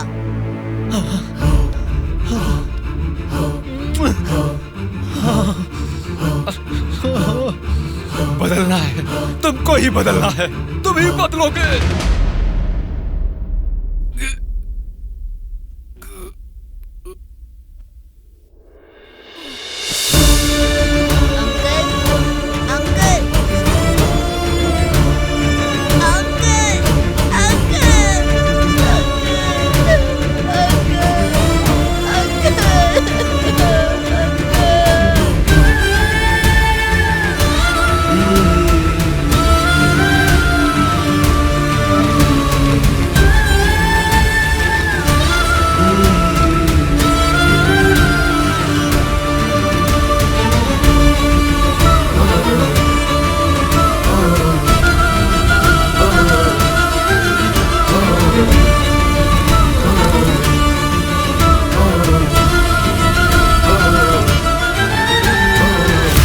पिताजी के साथ किसी ने क्या किया, उससे हमारा क्या लेना देना? हम लोग जनता की सेवा करने वाले हैं, हमें यहाँ बुलाकर तकलीफ देना ठीक बात नहीं है। जनता की सेवा? क्या जनता की सेवा करते हैं आप लोग? एक एक करके बताइए। हर महीने बुजुर्गों को राशन मिल रहा है, और यही नहीं, अपाहिजों को हर महीने पेंशन दिया जा रहा है, बेरोजगारों को बेरोजगारी भत्ता दिया जा रहा है। इतने अच्छे काम कर रहे हैं, ये सब सेवा नहीं है क्या? जनता की सेवा करने का मतलब टाइम पर राशन का चावल और दाल देना है क्या? नहीं ना। 20 साल के लड़के को बेरोजगारी भत्ता क्यों देना? वो मेहनत नहीं करेगा। 2 एकड़ जमीन वाले किसान को राशन क्यों देना? वो फसल उगा नहीं सकता क्या? आप लोगों की मेहनत करने की काबिलियत को मारकर उनकी पैदावार करने की क्षमता को बुरी तरह कुचल रहे हैं। जिस दिन आप लोग जनता को मुफ्त की चीजें देने के बजाय उनको ये बताएंगे कि मेहनत करना ही बेहतर है, उसी दिन आप लोग जनता की सच्ची सेवा कर पाएंगे सर। मतलब हम पर बिना यकीन के जनता हमको जिता रही है। आपका नाम मारुति राव है ना? हाँ हाँ।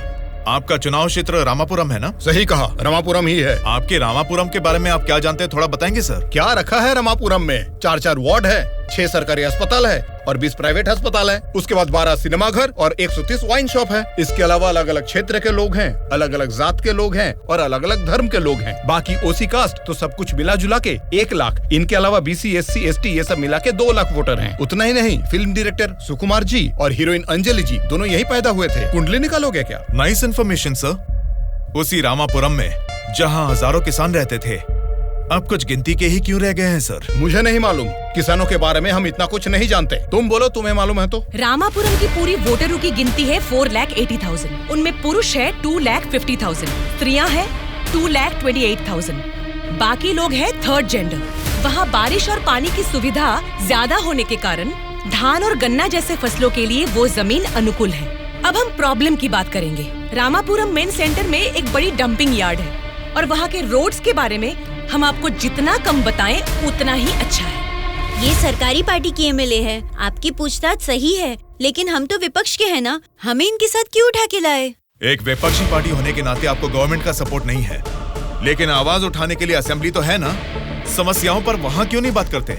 जनता ने वोट देकर आपको असेंबली इसलिए भेजा क्योंकि उनको यकीन था कि उनकी कुछ भलाई होगी, लेकिन पेट्रोल के बढ़ते रेट की आपको परवाह नहीं, बढ़ते ब्याज की आप बात ही नहीं करते। किसानों की आत्महत्या आप लोगों के लिए कोई मुद्दा ही नहीं है। बदलना है, अपने सोचने का ढंग बदलना है, हमारे बर्ताव का तरीका बदलना है। हमें बदलने को बोल रहे हो, ठीक है, जनता की क्या बात है? वो नोट लेके वोट नहीं दे रहे क्या हमें? उनको क्या बोलोगे? पैसे लेकर वोट डालना आखिर जनता को सिखाया किसने? आप जैसे नेताओं ने ही ना। वोट पर नोट की आशा रखने वाले ही नहीं हैं, वोट का इंसाफ चाहने वाले लोग भी हैं। आप क्या करते हैं? ऑटो चलाता हूँ। तो फिर ये पोस्टर क्यों चिपकाया है? नारायण के लिए इतना भी नहीं करेंगे तो अच्छा नहीं लगेगा। ऐसा क्यों? नारायण जी से आपको इतना लगाव किस लिए? वो हमारी तकलीफों को समझता है। वो सत्ता में आएगा तो बहुत लोगों को काम मिलेगा, हमारे गांव की तरक्की होगी। इतना भरोसा है? बिल्कुल भरोसा है। अगर उसने वादा कर दिया तो करके ही दिखाएगा।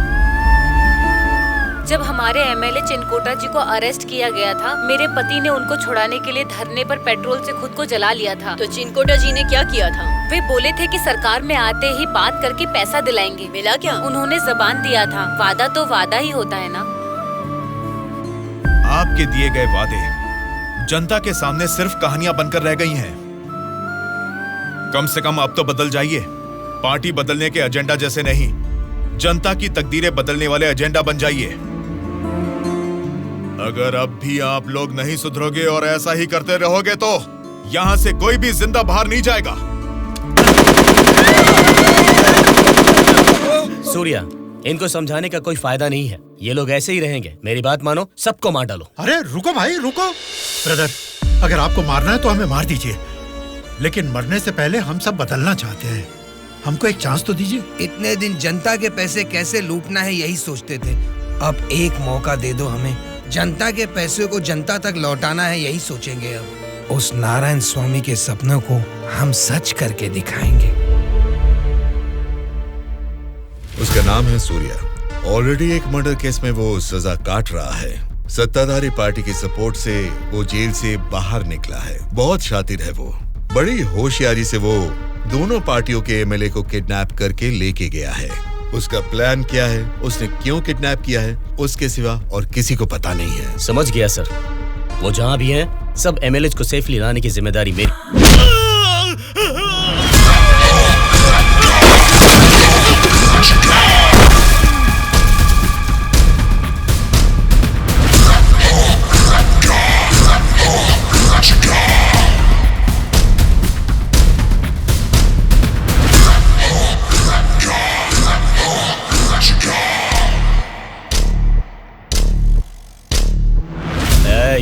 इनको मार के एमएलए को लेकर जल्दी आ रहे। कौन आता है देखता हूँ। रुक जाओ।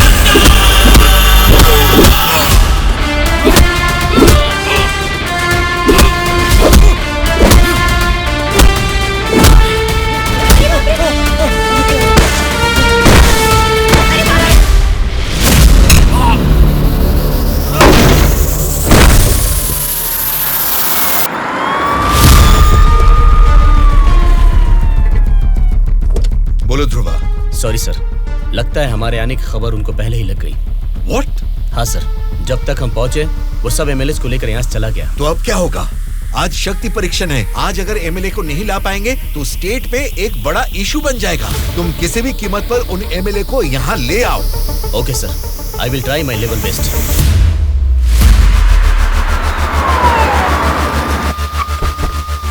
ये लीजिए मैडम फाइल, सबके दस्तखत हैं इसमें। हमारी गवर्नमेंट को सपोर्ट करने वाले एमएलए की list sir. Go ahead. Wish you all the best. Thank you sir. Welcome.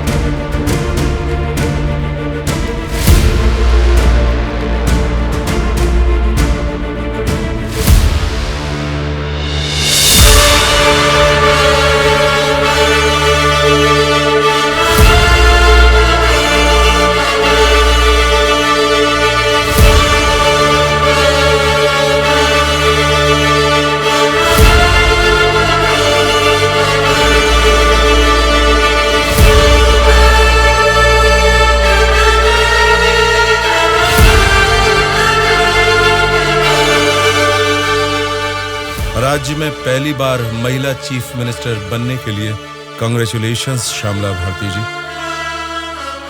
Best wishes. Thank you. एक आदमी के अच्छे काम की वजह से आज हम सभी लोग एक नई सोच के साथ इस असेंबली को देख रहे हैं। ये बात तो हमें मानना ही पड़ेगा। ये सदन पवित्र मंदिर जैसा है, इसकी गरिमा के लिए हमें सभ्य बर्ताव करना ही पड़ेगा। सबसे पहले मैं विपक्ष पार्टी से दरख्वास्त करूंगा कि उनके पास जनता की जो भी समस्याएं हैं उसका जिक्र इस सदन में करें।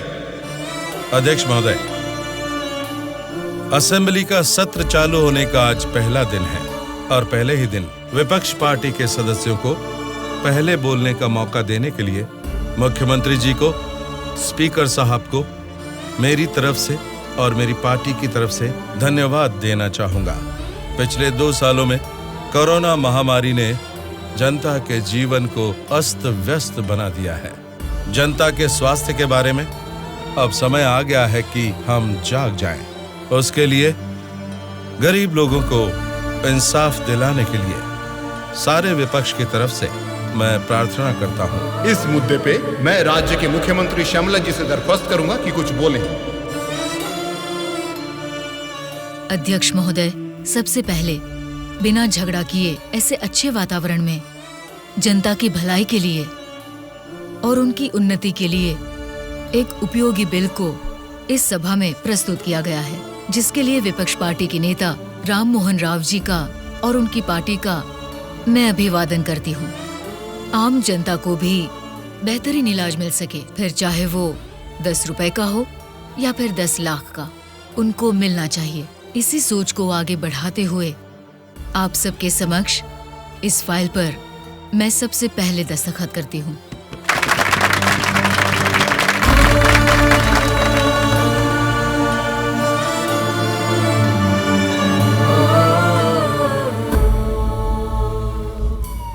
तुमने जो सोचा उसे पा लिया सूर्या।